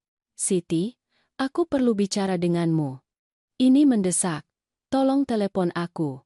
Dewi tinggal di luar kota. Kami belum bertemu sejak pemakaman Santoso. Kami dekat sebelumnya, tetapi jarak dan kehidupan telah menjauhkan kami. Mengapa ia menghubungiku sekarang? Aku memanggil nomornya dengan rasa curiga. Dewi? Siti, syukurlah kamu menjawab. Suaranya terdengar cemas. Aku perlu menceritakan sesuatu. Joko meneleponku kemarin. Darahku membeku. Apa yang ia katakan? Ia bilang kamu sakit parah, bahwa kamu menderita pikun stadium lanjut dan kamu kabur dari rumah, bahwa mereka putus asa mencarimu karena kamu butuh obat dan perawatan khusus. Ia memintaku jika aku tahu sesuatu tentangmu, untuk segera memberitahunya. Anhambu, Aksanya, jatahan gadkakuham sebilailai. Aku menutup mata, menarik napas dalam-dalam. Dewi, kamu mempercayainya? Ada jeda yang panjang. Awalnya ya. Aku sangat takut. Tetapi kemudian aku berpikir, jika Siti begitu sakit, mengapa Joko tidak melaporkan apapun secara resmi? Mengapa ia tidak pergi ke nomor darurat 110? Jadi aku meneleponmu untuk mengetahui kebenarannya. Kebenarannya adalah aku sangat sehat. Yang kumiliki adalah martabat yang pulih. Aku menceritakan semuanya padanya. Aku tidak menghilangkan apapun. Alat pel, perlakuan buruk, penghinaan, upaya pernyataan ketidakmampuan, kebohongan.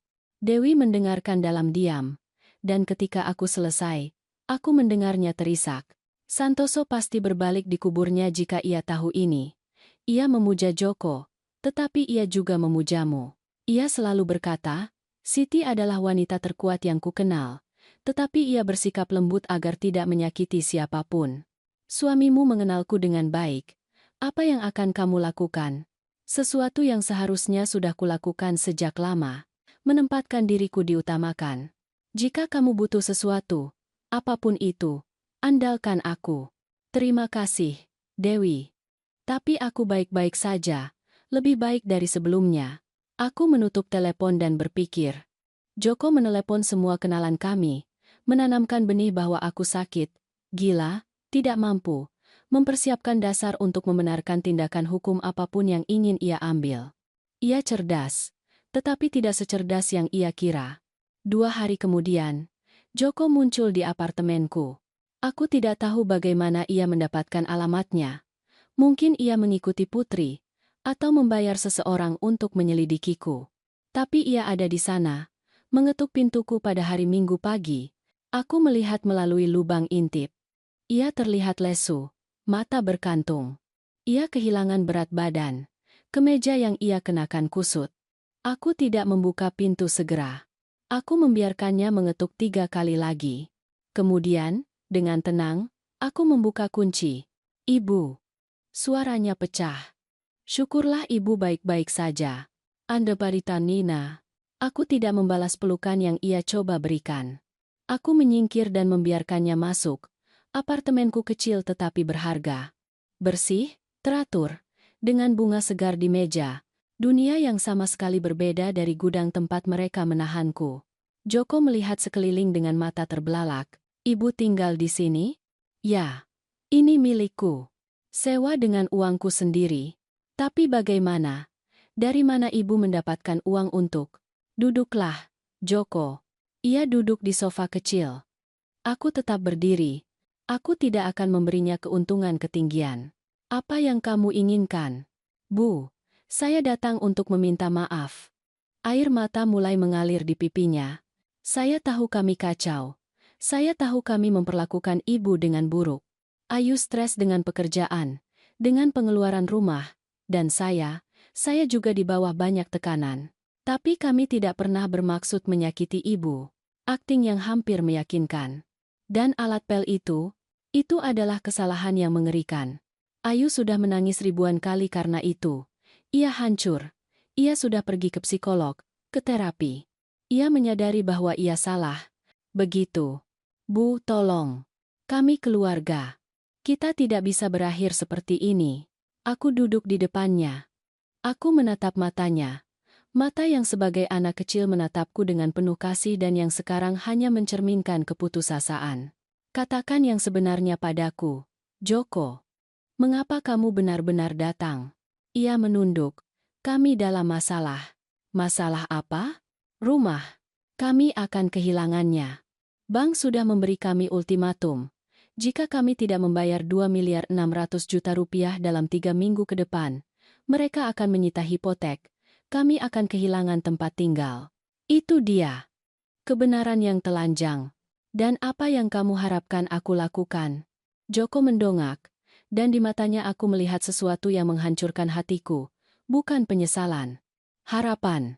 Harapan bahwa aku akan menyelamatkannya. Bu, saya tahu ayah meninggalkan uang untuk ibu. Bapak Santika tidak mau memberitahu saya berapa, tetapi saya tahu ada sesuatu. Kami hanya butuh pinjaman. Kami akan membayarnya segera setelah kami bangkit. Saya bersumpah demi Tuhan. Dan jika aku tidak meminjamkannya, Bu, kami keluarga ibu. Saya anak tunggal ibu.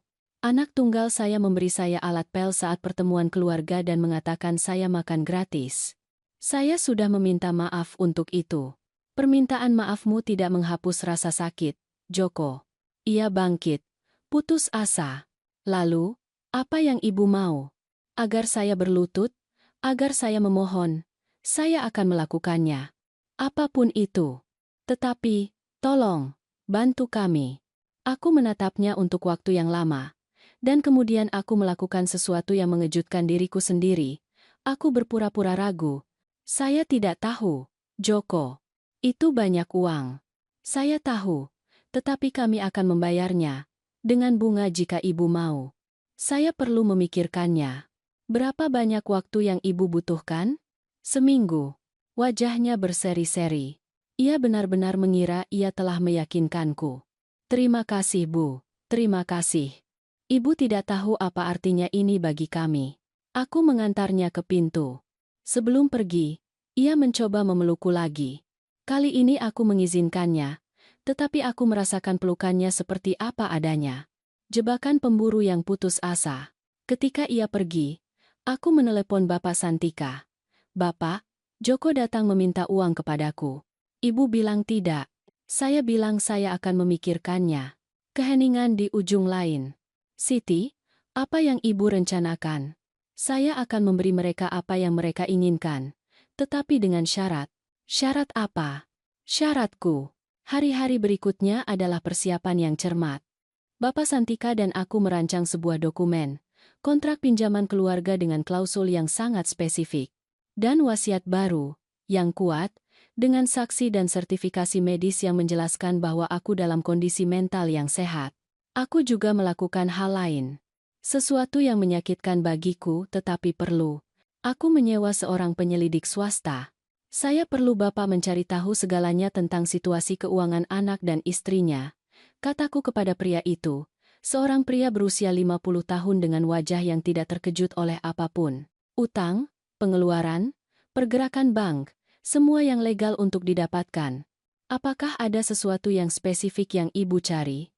Saya ingin tahu apakah mereka berbohong tentang sesuatu. Apakah ada pengeluaran tersembunyi? Apakah ada sesuatu yang tidak sesuai dengan cerita korban mereka? Penyelidik menyerahkan laporannya 5 hari kemudian. Dan apa yang kutemukan mengkonfirmasi semua yang perlu kuketahui. Ayu telah menghabiskan 300 juta rupiah dalam setahun terakhir untuk perawatan kecantikan, pakaian bermerek, dan perjalanan. Joko telah membeli sepeda motor seharga 150 juta rupiah 3 bulan lalu yang ia sembunyikan di rumah seorang teman. Mereka telah merenovasi sepenuhnya kamar tidur dan kamar mandi utama mereka dengan 500 juta rupiah untuk perabotan mewah. Semua itu sementara mereka memberitahuku bahwa tidak ada uang untuk membelikanku sepatu. Aku menyimpan laporan itu dalam map. Dan aku menunggu. Hari Sabtu Joko kembali, kali ini bersama Ayu. Ia mengenakan gaun sederhana, tanpa riasan, rambut diikat ke belakang, mencoba terlihat rendah hati, menyesal. Bu Siti, katanya dengan suara gemetar, saya tahu saya tidak pantas mendapatkan pengampunan ibu. Apa yang saya lakukan tidak termaafkan.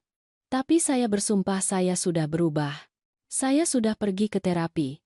Saya sudah bekerja pada diri saya sendiri. Saya hanya meminta kesempatan untuk membuktikannya kepada ibu. Sungguh seorang aktris yang hebat. Duduklah, kataku. Mereka duduk bersama di sofa, bergandengan tangan. Pasangan sempurna dalam krisis. Aku mengeluarkan dokumen-dokumen yang telah disiapkan Bapak Santika. Jika saya akan meminjamkan kalian uang, itu akan berada di bawah syarat-syaratku. Syarat apapun, kata Joko segera. Pertama, ini adalah pinjaman, bukan hadiah. Kalian akan menandatangani surat utang yang sah. Kalian punya 2 tahun untuk membayarnya dengan bunga 10% per tahun. Sempurna. Kedua, sebagai jaminan, rumah itu akan menjadi atas namaku sampai kalian selesai membayar. Joko memucat. Bu, itulah yang terjadi ketika kamu meminjam uang. Itu disebut jaminan. Ayu meremas tangannya. Tidak apa-apa Joko, yang penting jangan sampai kehilangan rumah. Ketiga, lanjutku. Jika kalian gagal dalam 1 kali pembayaran, saya akan mengambil alih kepemilikan properti segera, tanpa banding. Bu, itu sangat keras. Hidup itu keras, nak. Kalian terima atau tidak? Mereka saling pandang. Ayu mengangguk lebih dulu. Joko, dengan rahang tegang, juga mengangguk. Kami terima. Ara-araim. Diulay my guess. Ararai my guess. Kalau begitu tanda tangan. Mereka menandatangani. Setiap lembar, setiap klausul. Bapak Santika datang sebagai saksi, bersama dengan Putri dan Bima. Ketika mereka selesai, Joko menatapku dengan mata basah. Terima kasih, Bu. Ibu tidak tahu betapa berartinya ini. Oh, percayalah, kataku dengan senyum yang tidak mereka sukai. Aku tahu persis apa artinya. Aku mentransfer 2.600.000.000 rupiah sore itu juga. Mereka keluar dari apartemenku dengan lega, berpikir bahwa mereka telah menang. Tetapi mereka tidak tahu bahwa aku baru saja memasang jebakan yang sempurna. Karena dalam kontrak itu ada satu klausul yang tidak mereka baca dengan hati-hati. Klausul yang berbunyi, dalam hal terbukti bahwa debitur berbohong tentang situasi keuangannya atau melakukan pengeluaran mewah selama periode utang, pinjaman menjadi wajib dibayar segera. Dan aku punya laporan investigasi yang membuktikan persis hal itu. Putri menatapku ketika semua orang pergi. Kak, apa yang kamu lakukan? Aku memberi mereka tali yang cukup panjang agar mereka bisa menggantung diri. Dan sekarang? Sekarang aku menunggu. Dan ketika saatnya tiba, aku memotong tali itu. 6 minggu berlalu. 6 minggu di mana Joko dan Ayu membayar hipotek yang tertunggak dan bernapas lega, mengira mereka telah menyelamatkan dunia sempurna mereka. 6 minggu di mana aku mendedikasikan diri untuk membangun kembali diriku sepenuhnya. Aku mendaftar di kelas yoga. Aku mulai berjalan setiap pagi di taman. Aku melanjutkan gairahku pada melukis, sesuatu yang telah kutinggalkan ketika aku menikah. Aku membeli kanvas, kuas, cat minyak. Apartemen kecilku dipenuhi warna. Bu Rina menjadi sahabatku. Kami minum kopi setiap hari Kamis setelah klub membaca dan ia mendengarkanku tanpa menghakimi. Kamu terlihat berbeda, Siti, katanya suatu hari. Seolah kamu telah melepaskan beban. Aku melepaskan beberapa beban. 4 miliar rupiah tepatnya. Ia tertawa terbahak-bahak, sehingga seluruh kafe menoleh. Tetapi tidak semuanya damai. Joko meneleponku setiap minggu, selalu dengan nada palsu anak yang menyesal. Bu, bagaimana kabar ibu? Saya sangat merindukan ibu. Aran ansamannya. Janata balu, ispraviari. Saya baik-baik saja, Joko. Kapan ibu datang mengunjungi kami? Rumah terasa kosong tanpa ibu. Kebohongan. Semua kebohongan. Karena penyelidik swasta terus mengirimiku laporan. Dan dalam laporan-laporan itu aku melihat kebenaran. Ayu telah mengunggah di media sosial foto ruang ganti pakaian barunya. Kamar lamaku, gudang tempat aku tidur selama 3 tahun, sekarang menjadi ruang ganti yang penuh dengan sepatu dan tas bermerek. Foto itu memiliki keterangan yang berbunyi, akhirnya kami menyelesaikan renovasi. Terkadang perubahan memang diperlukan. Komentarnya dapat diprediksi. Cantik sekali, teman. Kamu pantas mendapatkannya. Dan ibu mertuamu, Ayu telah membalas yang terakhir itu. Ia lebih baik di tempatnya sekarang. Kita semua menang. Aku menyimpan tangkapan layar dari semuanya. Saat itu pertengahan Februari ketika aku memutuskan bahwa saatnya telah tiba. Saatnya pengungkapan pertama. Aku menelepon Joko. Nak, ibu ingin mengundangmu makan malam. Kamu dan Ayu. Keheningan terkejut di ujung lain. Sungguh, Bu? Sungguh. Untuk membicarakan masa depan. Saya pikir sudah saatnya kita menyelesaikan masalah sebagai keluarga. Saya senang sekali. Kapan? Sabtu ini. Di restoran mewah di pusat kota. Pukul 8 malam. Kami akan ada di sana. Terima kasih, Bu. Ini sangat berarti. Aku menutup telepon dan menelepon Bapak Santika. Bapak, saya perlu Bapak berada di restoran itu Sabtu ini pukul 8. Diam-diam, di meja terpisah. Sebagai saksi. Apakah akan terjadi sesuatu? Kebenaran akan terjadi. Hari Sabtu aku tiba di restoran setengah jam lebih awal. Restoran itu elegan tetapi tidak mewah. Taplak meja putih, lilin di meja, musik piano live. Aku telah memesan meja di sudut, dengan privasi tetapi terlihat.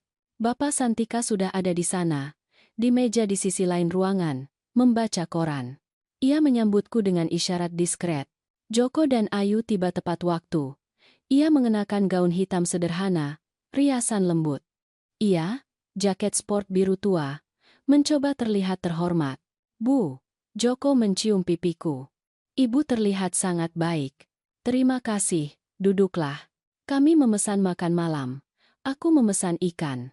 Mereka, potongan daging mahal, tentu saja. Selama hidangan pembuka kami berbicara tentang hal-hal sepele, cuaca, berita. Ayu bertanya kepadaku tentang apartemenku dengan minat palsu. Apakah tempat ibu nyaman? Sangat nyaman. Kecil tapi milikku. Saya bisa bernapas. Ia menangkap penekanan pada kata bernapas dan mengalihkan pandangan. Ketika hidangan utama tiba, aku memutuskan untuk memulai. Joko, saya ingin bicara tentang pinjaman itu. Ia tegang. Tentu, Bu. Semuanya berjalan sangat baik. Kami akan mulai membayar ibu di bulan Maret, seperti yang kita sepakati. Saya senang mendengarnya, tetapi ada sesuatu yang perlu saya jelaskan. Aku mengeluarkan map dari tasku. Aku meletakkannya di atas meja. Ayu melihatnya dengan curiga. Apa itu? Informasi. Informasi yang saya dapatkan secara sepenuhnya legal. Aku membuka map. Aku mengeluarkan laporan penyelidik, tangkapan layar dari media sosial, laporan bank yang didapatkan penyelidik melalui sumber publik. Joko, apakah kamu ingat kamu bilang kamu bangkrut? Bahwa kamu tidak punya uang bahkan untuk makan?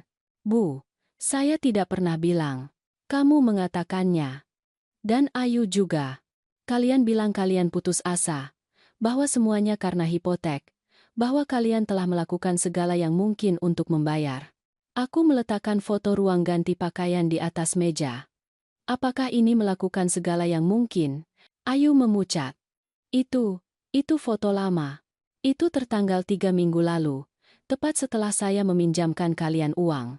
Aku meletakkan lebih banyak foto. Ayu di tempat perawatan. Joko di restoran sushi bersama teman-teman. Kwitansi pembelian di toko-toko. Kalian menghabiskan 400 juta rupiah dalam 2 bulan terakhir. Untuk kemewahan. Sementara kalian bilang kalian tidak punya uang bahkan untuk makan. Joko mencoba mengambil kertas-kertas itu. Aku menahannya dengan tanganku. Jangan sentuh. Itu salinan. Aslinya ada pada pengacara saya. Bu, ini kesalahpahaman.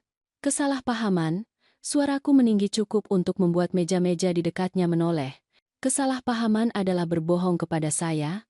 Kesalahpahaman adalah memperlakukan saya seperti sampah sementara kalian hidup seperti raja? Ayu mencoba bangkit.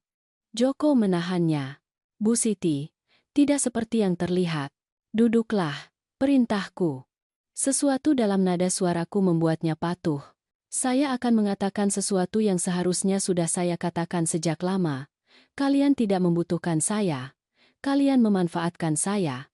Kalian menahan saya selama 3 tahun membersihkan rumah kalian, memasak makanan kalian, menanggung penghinaan kalian.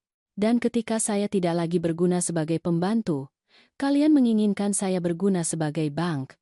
Bu, tolong. Saya belum selesai, Joko. Aku berdiri. Aku menatap mereka dari atas. Tahukah kalian bagaimana rasanya ketika anak sendiri mengatakan kamu makan gratis? Yang memperlakukanmu seolah kamu beban. Saya memberi kamu hidup. Saya merawatmu ketika kamu sakit. Saya bekerja lembur untuk membayar kuliahmu. Dan kamu membalas saya dengan alat pel. Air mata mulai mengalir di pipiku. Tetapi bukan karena kelemahan, melainkan karena amarah yang terlepas. Alat pel itu adalah hadiah terbaik yang kalian berikan padaku. Karena itu membangunkan saya. Itu membuat saya melihat bahwa saya bernilai lebih dari yang kalian buat saya yakini. Wajah Joko merah. Jika ibu sangat membenci kami, mengapa ibu meminjamkan kami uang? Aku tersenyum. Senyum dingin yang membuat Ayu bergidik. Karena saya ingin memberi kalian pelajaran dan karena saya ingin kalian menandatangani kontrak yang sekarang menempatkan kalian tepat di tempat yang saya inginkan. Apa yang ibu bicarakan? Aku mengeluarkan kontrak yang telah mereka tanda tangani. Aku menunjuk klausul dalam huruf kecil. Baca ini. Baca keras-keras agar jelas. Duara. Tapalu sara duara. Tapalu dara duara. Joko mengambil kertas itu dengan tangan gemetar. Ia membaca. Dalam hal terbukti bahwa debitur berbohong tentang situasi keuangannya atau melakukan pengeluaran mewah selama periode utang, pinjaman menjadi wajib dibayar segera dengan biaya tambahan 30%. Keheningan mutlak. Itu berarti, lanjutku, kalian sekarang berutang kepada saya 3 miliar rupiah. Dibayar dalam 30 hari. Atau kalian kehilangan rumah. Ayu mengeluarkan teriakan tertahan. Ibu tidak bisa melakukan itu? Tentu saja bisa. Kalian menandatanganinya. Itu sah. Dan saya punya bukti bahwa kalian berbohong tentang situasi keuangan kalian. Aku membungkuk di atas meja. Aku menatap mereka berdua lekat-lekat. Tapi tahukah kalian apa yang paling menyedihkan dari semua ini? Bukan karena kalian berbohong kepada saya, bukan karena kalian memanfaatkan saya, tapi karena saya bersedia memaafkan kalian. Saya benar-benar ingin percaya bahwa anak saya masih memiliki sebagian dari kesopanan yang saya ajarkan. Tetapi kalian tidak berubah. Kalian terus berbohong. Kalian terus menghabiskan uang. Kalian terus tidak menghormati saya. Joko mencoba berbicara. Aku memberinya isyarat untuk diam. Saya belum selesai. Karena ada hal lain yang perlu kalian ketahui. Aku duduk kembali. Aku menyilangkan tangan di atas meja dengan tenang. Apakah kalian ingat ketika kalian pergi menemui Bapak Santika beberapa bulan lalu? Ketika Joko mencoba mencari tahu tentang situasi keuangan saya. Joko memucat. Bagaimana ibu tahu? Karena Bapak Santika adalah pengacara saya, Joko, dan ia menceritakan semuanya. Ia menceritakan bagaimana kamu mencoba menyatakan saya tidak mampu. Bagaimana kamu ingin mengambil uang saya. Bagaimana kamu merencanakan semuanya selama berbulan-bulan. Bu, saya hanya khawatir tentang ibu. Bohong. Suaraku bergema di seluruh restoran. Kamu khawatir tentang hipotekmu, tentang utang-utangmu, tentang mempertahankan gaya hidupmu dengan mengorbankan saya. Ayu bangkit tiba-tiba. Saya tidak akan tinggal di sini mendengarkan ini. Ayo pergi, Joko. Duduklah, Ayu, kata sebuah suara dari belakang. Bapak Santika telah mendekati meja kami. Ia membawa tas kerjanya di tangan. Siapa Anda? Tanya Ayu. Saya Bapak Santika, pengacara Ibu Siti Dewi, dan saya memiliki dokumen di sini yang membuktikan setiap tuduhan yang baru saja ia buat. Jika kalian mencoba pergi tanpa menyelesaikan ini, saya akan melanjutkan secara hukum segera. Ayu menjatuhkan diri di kursi. Kalah. Joko menatapku dengan campuran kebencian dan keputusasaan. Apa yang ibu inginkan, Bu? Uang? Balas dendam? Melihat kami di jalanan, saya ingin kalian belajar. Jawabku dengan suara tegas. Saya ingin kalian mengerti bahwa cinta tidak bisa dibeli, tidak bisa dimohon-mohon, dan tidak bisa diinjak-injak. Saya ingin kalian tahu bagaimana rasanya terpojok, tanpa pilihan, bergantung pada belas kasihan seseorang yang telah kalian sakiti. Aku bangkit. Aku mengambil tasku. Kalian punya 30 hari untuk membayar saya. Jika tidak, kalian kehilangan rumah. Dan percayalah, saya tidak akan ragu. Tapi kami tidak punya uang sebanyak itu, bisik Joko. Tidak ada cara untuk mendapatkannya dalam 30 hari. Kalau begitu mungkin kalian seharusnya memikirkannya sebelum menghina saya. Sebelum memperlakukan saya seolah saya tidak berharga. Aku berjalan menuju pintu keluar. Bapak Santika mengikutiku. Di belakang kami aku mendengar isak tangis Ayu dan suara Joko yang pecah. Bu, tolong. Aku tidak menoleh. Karena untuk pertama kalinya dalam hidupku aku tidak akan menyelamatkan siapapun selain diriku sendiri. Hari-hari setelah makan malam itu menjadi badai. Joko meneleponku 63 kali dalam seminggu. Aku mengganti nomor teleponku. Kemudian ia mulai mengirimiku surat elektronik. Aku memblokir alamatnya. Ia muncul di gedung apartemenku. Aku meminta petugas untuk tidak mengizinkannya naik. Tetapi di mana Joko gagal, Ayu menjadi lebih berbahaya. Seminggu setelah makan malam, Putri meneleponku pukul 11 malam, histeris. Siti, kamu harus lihat ini. Ada apa? Ayu membuat video. Video sialan sambil menangis di media sosial. Sudah lebih dari 50.000 tayangan. Ia mengirimi saya tautannya. Aku membukanya dengan perut mual. Di sana ada Ayu, duduk di ruang tamu mereka, dengan mata merah dan bengkak, riasan luntur, berbicara sambil terisak ke kamera. Halo semuanya. Saya tidak pernah berpikir saya harus melakukan ini, tetapi saya perlu kalian mendengarkan saya. Ibu mertua saya, yang kami terima di rumah kami selama 3 tahun, memeras kami. Ia meminjamkan kami uang untuk menyelamatkan rumah kami dan sekarang ia menggunakan klausul yang kejam untuk mengambilnya dari kami. Ia bilang kami berbohong, tetapi kami hanya mencoba bertahan hidup. Suami saya hancur. Saya sedang menjalani terapi. Saya tidak tahu harus berbuat apa. Jika ada yang tahu pengacara yang bisa membantu kami, tolong kirimi saya pesan. Kami tidak punya tempat tujuan. Tolong. Komentarnya campur aduk. Ya ampun, teman. Situasi yang mengerikan. Ibu mertua memang selalu masalah. Tetapi ada juga yang lain. Tunggu sebentar. Bukankah kamu yang memberi alat pel kepada ibu mertuamu saat pertemuan keluarga? Ada yang tidak beres di sini. Mengapa kamu tidak menunjukkan kontrak yang kamu tanda tangani? Jika kamu menandatangani sesuatu, itu tanggung jawabmu. Jangan salahkan orang lain.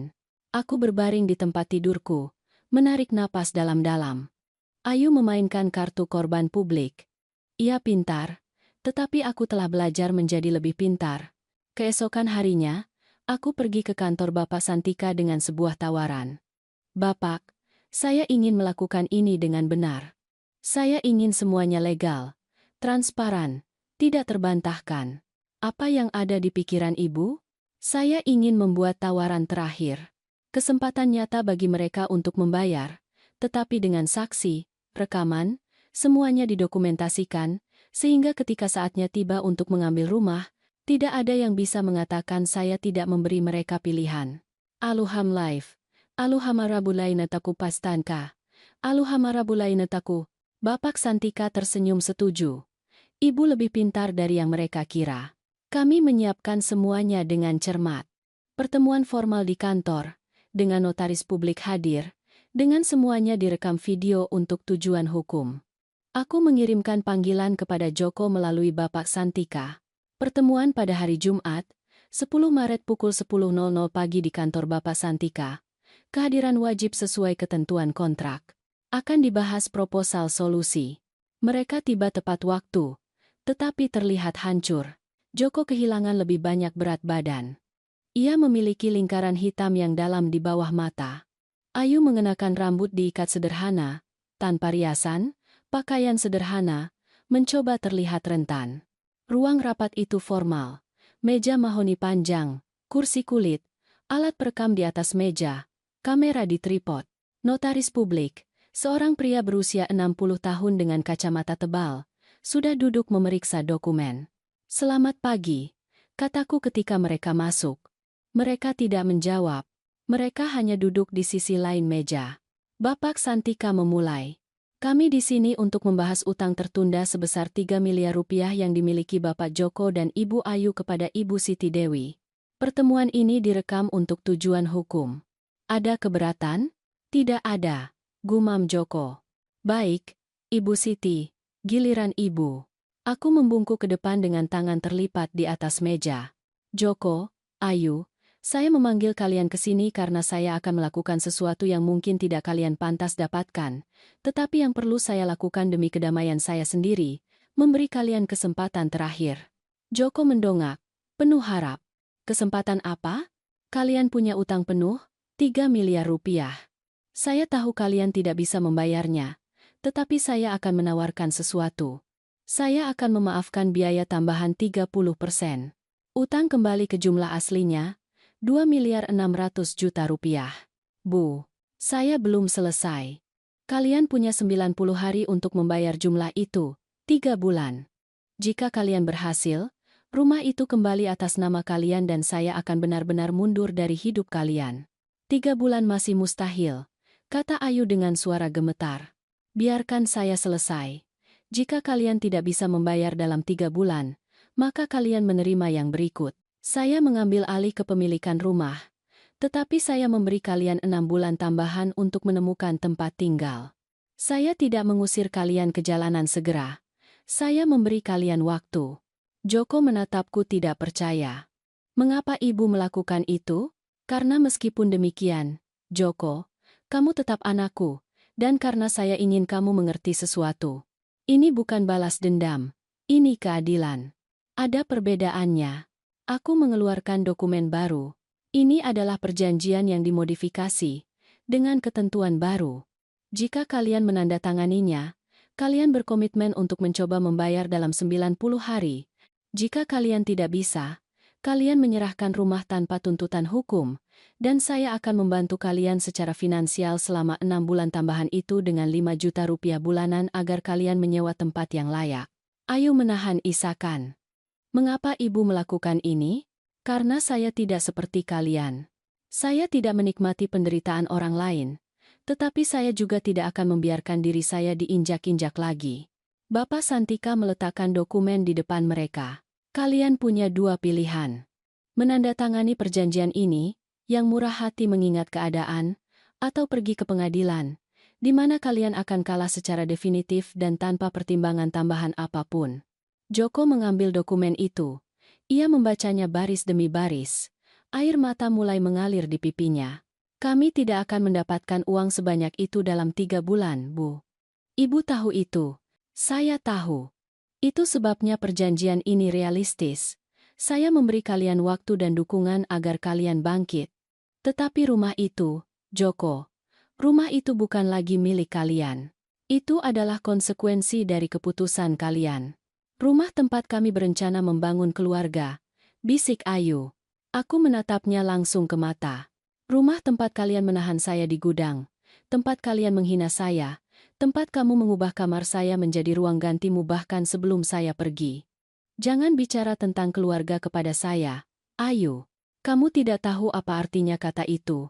Ia menunduk. Joko mengambil pena. Ia melihat dokumen itu untuk waktu yang lama. Kemudian, dengan tangan gemetar, ia menandatangani. Ayu mengikutinya. Notaris mengesahkan tanda tangan. Selesai, kata Bapak Santika. Kalian punya 90 hari mulai hari ini. 10 Juni adalah batas waktu. Jika pada saat itu kalian belum membayar, kami akan melanjutkan transfer properti. Joko bangkit. Ia menatapku dengan campuran rasa sakit dan sesuatu yang mungkin adalah rasa hormat. Tahukah ibu apa yang terburuk dari semua ini, Bu? Apa? Bahwa ibu benar. Tentang semuanya. Dan saya terlalu buta untuk melihatnya. Kamu tidak buta, Joko. Kamu hanya egois. Mereka keluar dari kantor dalam diam. Ketika pintu tertutup, Bapak Santika bersandar di kursinya. Ibu murah hati. Saya adil. Dan sekarang? Sekarang kita menunggu. Dan menjalani hidup saya. 3 bulan berikutnya adalah yang paling tenang yang kumiliki dalam beberapa tahun. Aku mendaftar di kelas melukis di galeri lokal. Instrukturku, seorang seniman muda bernama Arman, mengatakan aku punya bakat alami. Aku menjual lukisan pertamaku seharga 3 juta rupiah.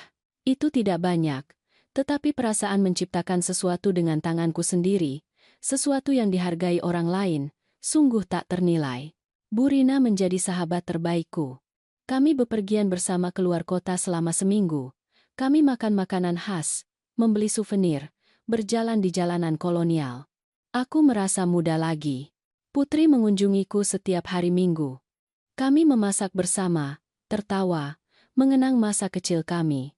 Ia pernah berkata, "Aku belum pernah melihatmu sebahagia ini sejak sebelum Santoso meninggal dunia. Itu karena akhirnya aku kembali menjadi diriku sendiri." Putri. Joko mengirimiku surat elektronik 2 kali selama 3 bulan itu. Pesan formal, "Bu, kami sudah menabung, tetapi sulit. Saya hanya ingin ibu tahu bahwa kami sedang berusaha." Aku tidak menjawab. Tidak ada yang perlu dikatakan. Pada tanggal 9 Juni, sehari sebelum batas waktu, Bapak Santika meneleponku. "Siti, Joko baru saja menyetor 3 miliar rupiah." Aku terkejut. Apa? Saya tidak tahu dari mana ia mendapatkan uang itu, tetapi ia melakukannya, jumlahnya penuh. 3 miliar rupiah, bahkan melebihi jumlah yang dibutuhkan. Bagaimana mungkin? Ibu harus menanyakan itu padanya. Aku menelepon Joko. Ia menjawab pada dering pertama. "Halo Bu, dari mana kamu mendapatkan uang itu?" Ia menghela napas panjang. "Kami menjual semuanya, sepeda motor, mobil Ayu, perhiasan, perabotan. Saya meminjam dari teman-teman. Bos saya memberi saya gaji 6 bulan di muka. Dan, kami menjual ruang ganti pakaian itu. Setiap tas, setiap sepatu, setiap barang bermerek, semuanya." Ayu menerima itu. Ayu sedang menjalani terapi nyata sekarang. Bukan untuk pertunjukan, tetapi sungguh-sungguh. Ketika ia melihat bahwa kami akan kehilangan segalanya, sesuatu berubah di dalam dirinya. Atau mungkin ia hanya menyadari apa yang benar-benar penting. Ada keheningan yang panjang. Bu, saya tahu uang tidak menghapus apa yang kami lakukan. Saya tahu ibu mungkin tidak akan pernah memaafkan saya, tetapi saya ingin ibu tahu sesuatu. 3 bulan ini adalah yang terburuk dalam hidup saya. Dan juga yang paling penting. Karena saya mengerti bagaimana rasanya putus asa, tanpa pilihan, bergantung pada belas kasihan seseorang. Saya mengerti apa yang kami buat ibu rasakan selama 3 tahun. Air mata mulai mengalir di pipiku. Joko, saya tidak berharap kamu memaafkan saya. Saya hanya berharap suatu hari, ketika kamu melihat saya, kamu tidak merasakan sakit. Itu sudah cukup bagi saya. Ia menutup telepon sebelum aku bisa menjawab. 3 bulan kemudian. Saat itu bulan September. Udara mulai sejuk di pagi hari. Bunga-bunga bermekaran di taman di depan apartemenku, mewarnai jalan setapak dengan warna ungu. Aku berada di teras kecilku, minum kopi dan melukis di kanvas. Pemandangan yang kuambil fotonya dalam perjalananku bersama Burina. Warna-warna hangat membuatku merasa damai. Ponselku bergetar. Itu dari Bapak Santika. Selamat pagi, Siti. Apakah ibu punya waktu hari ini? Ada sesuatu yang perlu kita diskusikan. Aku lihat Darnama. Apa yang terjadi? Tidak ada yang buruk. Saya hanya perlu ibu datang ke kantor. Aku tiba 1 jam kemudian. Bapak Santika menungguku dengan senyum misterius dan map di atas meja. Duduklah. Saya punya berita. Berita apa? Ia membuka map dan mengeluarkan dokumen. Joko dan Ayu telah memenuhi semuanya dengan sungguh-sungguh. Mereka membayar utang penuh 3 bulan lalu. Tetapi selain itu, mereka telah menyetor uang tambahan ke rekening jaminan, Rp100.000 per minggu. Sebagai tanda komitmen, kata mereka. Aku terdiam. Mengapa mereka melakukan itu?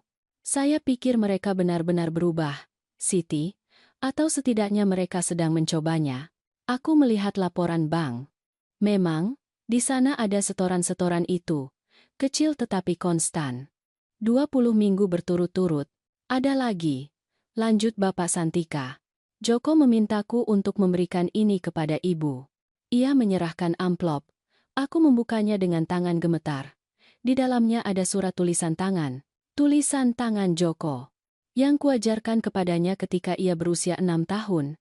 Bu, saya tahu surat tidak menghapus 3 tahun perlakuan buruk. Saya tahu uang tidak bisa membeli pengampunan. Tetapi saya perlu ibu membaca ini. Meskipun ibu tidak akan pernah mau berbicara dengan saya lagi, Ayu dan saya menjual rumah. Ya, meskipun kami sudah membayar utang, kami memutuskan untuk menjualnya. Kami tidak bisa terus tinggal di tempat yang mewakili semua kesalahan yang kami lakukan. Setiap kamar mengingatkan saya bagaimana kami memperlakukan ibu. Ruang makan tempat kami tidak mengizinkan ibu duduk. Ruang tamu yang kami larang ibu gunakan. Gudang tempat kami menahan ibu seolah ibu bukan siapa-siapa. Kami menjual rumah itu seharga 10 miliar rupiah. Kami membayar sisa hipotek. Dan dengan sisanya, kami melakukan sesuatu yang saya harap membuat ibu merasa. Saya tidak tahu apakah bangga, tetapi setidaknya tidak terlalu kecewa. Kami menyumbangkan 2 miliar rupiah ke tempat perlindungan untuk orang tua yang mengalami perlakuan buruk dari keluarga. Atas nama ibu, tempat perlindungan itu sekarang bernama Panti City. Kami juga membeli apartemen kecil, tanpa kemewahan. 2 kamar tidur, ruang tamu sederhana. Kami belajar hidup dengan lebih sedikit, dan tahukah ibu apa yang kami temukan? Bahwa kami lebih bahagia seperti ini. Ayu bekerja, ia meninggalkan obsesinya pada penampilan. Ia menjual kue dari rumah, ia membuat kue-kue, ia berhasil. Saya masih di pekerjaan saya, tetapi sekarang saya menabung setiap rupiah. Kami tidak lagi punya utang. Bu, saya tidak akan pernah berhenti menyesal. Setiap malam, sebelum tidur, saya memikirkan alat pel itu. Tentang wajah ibu ketika kami memberikannya. Tentang bagaimana kami menghina ibu. Dan itu sangat menyakitkan sehingga saya ingin memutar kembali waktu. Tetapi saya tidak bisa. Saya hanya bisa mencoba menjadi lebih baik. Saya tidak meminta ibu memaafkan saya. Saya hanya meminta ibu suatu hari, Jika kita berpapasan di jalan, jangan berpindah sisi. Itu sudah cukup. Dengan cinta dan rasa malu abadi, Joko. Air mata mengalir di wajahku tak terkendali. Bapak Santika memberiku tisu dalam diam. Apakah benar tentang tempat perlindungan itu? Tanyaku dengan suara pecah. Sepenuhnya benar. Saya membantu dengan proses hukum. Tempat perlindungan itu ada. Sudah beroperasi. Itu melayani 10 orang tua yang diselamatkan dari situasi perlakuan buruk keluarga. Aku menutup mulutku dengan tangan. Panti Siti. Nama ibu menghormati sesuatu yang indah, Siti. Sesuatu yang lahir dari rasa sakit, tetapi yang berubah menjadi harapan bagi orang lain. Aku terdiam lama, memproses, merasakan. Apa yang ingin ibu lakukan? Tanya Bapak Santika. Joko tidak meminta untuk bertemu ibu. Ia hanya ingin ibu tahu. Aku melipat surat itu dengan hati-hati. Saya ingin berpikir. Ajas ajar namorma. Ajas ajar namorma punaraga. Aku keluar dari kantor dengan surat di tasku. Aku berjalan tanpa tujuan di pusat kota. Aku melewati pasar, melewati jalan-jalan tempat Santoso dan aku berjalan ketika masih berpacaran bertahun-tahun yang lalu. Aku duduk di bangku di taman utama. Aku mengamati burung merpati mematuk remah-remah, pasangan muda berfoto, anak-anak berlarian dengan balon. Dan kemudian aku tahu apa yang harus dilakukan. 2 minggu kemudian, pada hari Sabtu pagi, aku berdiri di depan gedung tempat Joko sekarang tinggal. Itu adalah gedung sederhana, 4 lantai, fasad sederhana, tanpa petugas keamanan. Aku menekan bel apartemen. Suara Ayu terdengar melalui interkom, gugup. Siapa? Ini Siti. Senyap. Kemudian suara pintu dibuka. Aku menaiki tangga perlahan. Jantungku berdebar kencang. Tetapi bukan karena takut, karena sesuatu yang berbeda. Sesuatu seperti harapan yang hati-hati. Pintu apartemen terbuka sebagian. Aku masuk. Tempat itu kecil tetapi bersih. Perabotan sederhana, tanpa kemewahan. Baunya seperti kopi baru diseduh dan sesuatu yang manis sedang dipanggang. Joko berdiri di tengah ruang tamu, dengan mata merah, Ayu di belakangnya, dengan tangan terlipat, juga menangis. Bu, bisik Joko. Aku tidak berlari untuk memeluknya. Aku belum siap untuk itu, tetapi aku juga tidak berdiri di pintu. Saya membaca suratmu. Saya tidak menyangka ibu akan datang. Alum. Saya datang karena saya perlu mengatakan sesuatu padamu. Sesuatu yang perlu kamu dengar dan perlu saya katakan. Aku duduk di sofa. Mereka tetap berdiri, seperti anak-anak menunggu putusan. Apa yang kalian lakukan pada saya tidak termaafkan, dan saya akan menanggung luka itu seumur hidup saya. Saya tidak bisa begitu saja melupakan 3 tahun penghinaan. Tidak begitu caranya. Joko mengangguk, air mata mengalir. Tetapi, lanjutku, saya juga tidak bisa menanggung kebencian. Karena kebencian itu berat, Joko. Beratnya sama seperti kesedihan. Dan saya tidak ingin menanggung hal-hal berat lagi. Apa artinya itu? Tanya Ayu dengan suara gemetar. Itu berarti saya tidak akan lupa. Tetapi saya akan mencoba memaafkan. Bukan untuk kalian. Untuk diri saya sendiri. Karena saya pantas mendapatkan kedamaian. Aku bangkit. Saya melihat apa yang kalian lakukan dengan tempat perlindungan itu. Saya melihat setoran yang konstan. Saya melihat bagaimana kalian menjual rumah meskipun kalian tidak harus melakukannya. Dan saya melihat bahwa setidaknya kalian sedang mencoba untuk berubah. Bu, kami. Aku mengangkat tangan. Saya tidak ingin kalian mengatakan apa-apa sekarang. Dengarkan saja. Saya akan memberikan nomor baru saya kepada kalian. Saya akan mengizinkan kalian mengirim pesan kepada saya. Saya tidak berjanji akan selalu membalas. Saya tidak berjanji akan sering berkunjung. Tetapi saya akan membiarkan pintu terbuka sebagian.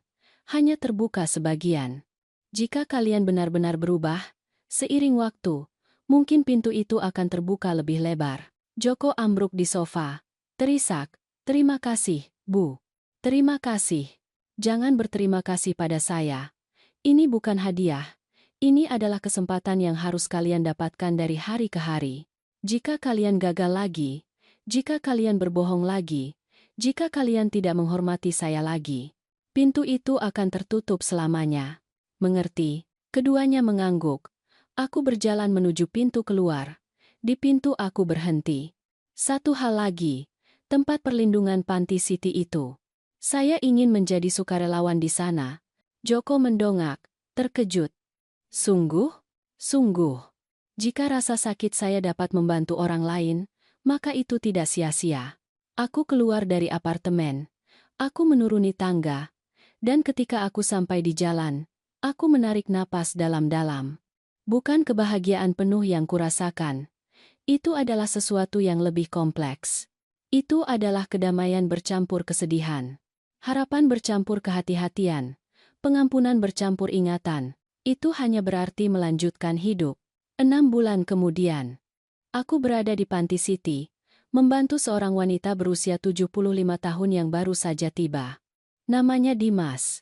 Ironisnya, anak-anaknya telah menahannya di kamar tanpa jendela, memberinya sisa makanan. Saya tidak tahu apakah saya bisa pulih dari ini, katanya dengan suara pecah. Aku memegang tangannya. Saya juga tidak tahu apakah saya bisa, tetapi lihat di mana saya sekarang. Ibu juga. Itu sebabnya saya mengerti rasa sakit ibu. Dan itu sebabnya saya tahu ibu pasti bisa bangkit. Matanya penuh air mata, tetapi juga dengan sesuatu yang lain, harapan. Malam itu, kembali ke apartemenku, aku duduk di terasku dengan secangkir teh. Putri telah mengunjungiku. Bu Rina juga. Kami makan malam bersama, tertawa, merencanakan perjalanan untuk bulan Desember. Ponselku bergetar. Itu adalah pesan dari Joko. Itu bukan yang pertama. Dalam 6 bulan ia telah mengirimiku pesan setiap minggu. Pesan singkat, hormat, tidak pernah meminta apa-apa, hanya berbagi hidupnya. Bu, ayo memanggang kue dengan resep ibu. Hasilnya sempurna. Kami teringat ibu. Kami mengirimkan pelukan. Kali ini, untuk pertama kalinya dalam beberapa bulan, aku membalas. Saya senang kuenya berhasil. Jaga diri. Itu sedikit. Tetapi itu adalah sebuah langkah. Karena aku telah belajar sesuatu dalam seluruh proses ini. Pengampunan tidak berarti melupakan. Pengampunan berarti memutuskan bahwa masa lalu tidak akan mengendalikan masa kinimu. Itu berarti melepaskan, bukan untuk orang lain, tetapi untuk dirimu sendiri, dan aku telah memutuskan untuk melepaskan. Aku melihat bintang-bintang. Aku memikirkan Santoso, bagaimana ia telah mengajariku bahwa cinta sejati tidak pernah menghina, tidak pernah merendahkan, tidak pernah menginjak-injak. Terima kasih, cintaku, bisikku ke angin, karena telah mengajariku nilaiku, karena telah meninggalkan sumber daya untuk membela diri, karena mencintaiku bahkan dalam ketidakhadiranmu. Bintang jatuh melintasi langit. Aku membuat permintaan. Aku tidak meminta kekayaan. Aku tidak meminta balas dendam. Aku tidak meminta waktu kembali. Aku meminta kedamaian. Untuk diriku sendiri. Untuk semua orang yang telah disakiti sepertiku. Untuk semua orang yang merasa tidak berharga. Dan pada saat itu, duduk di terasku, dengan teh hangatku, teman-teman baruku, pekerjaanku di tempat perlindungan, lukisanku di dinding, kemandirianku yang kembali, aku menyadari bahwa permintaan itu sudah terkabul. Jika Anda mendengarkan kisah ini dan merasa terhubung, saya ingin Anda tahu sesuatu. Anda juga berharga. Tidak peduli berapa lama Anda menanggung perlakuan buruk, tidak peduli berapa kali Anda dibilang beban. Tidak peduli berapa banyak alat pel metaforis yang diberikan kepada Anda berharga. Dan tidak pernah terlambat untuk memulihkan martabat Anda, karena kekayaan sejati tidak terletak pada apa yang Anda miliki, tetapi pada apa yang tidak Anda biarkan mereka ambil. Cinta diri Anda, martabat Anda, hak Anda untuk diperlakukan dengan hormat. Saya beruntung memiliki sumber daya ekonomi untuk membela diri, tetapi kekuatan sejati tidak datang dari uang. Itu datang dari pemahaman bahwa saya pantas mendapatkan lebih. Dan pemahaman itu tidak memerlukan biaya apapun. Itu tersedia untuk semua orang. Jika Anda berada dalam situasi serupa, carilah bantuan. Bicaralah dengan seseorang yang terpercaya. Selidiki hak-hak Anda. Jangan diam berpikir bahwa Anda tidak punya pilihan. Selalu ada pilihan. Dan jika hari ini Anda merasa tak terlihat, Ingatlah, orang-orang terkuat adalah mereka yang belajar bersinar setelah dipadamkan. Saya dipadamkan selama 3 tahun, tetapi sekarang saya bersinar dengan cahaya sendiri. Dan Anda juga bisa. Nama saya Siti Dewi. Saya berusia 69 tahun. Dan ini adalah kisah saya tentang bagaimana alat pel saat pertemuan keluarga menjadi hadiah terbaik yang saya terima, karena itu membangunkan saya. Terkadang, saat-saat terburuk dalam hidup Anda adalah awal dari babak terbaik Anda. Anda hanya perlu memiliki keberanian untuk membalik halaman.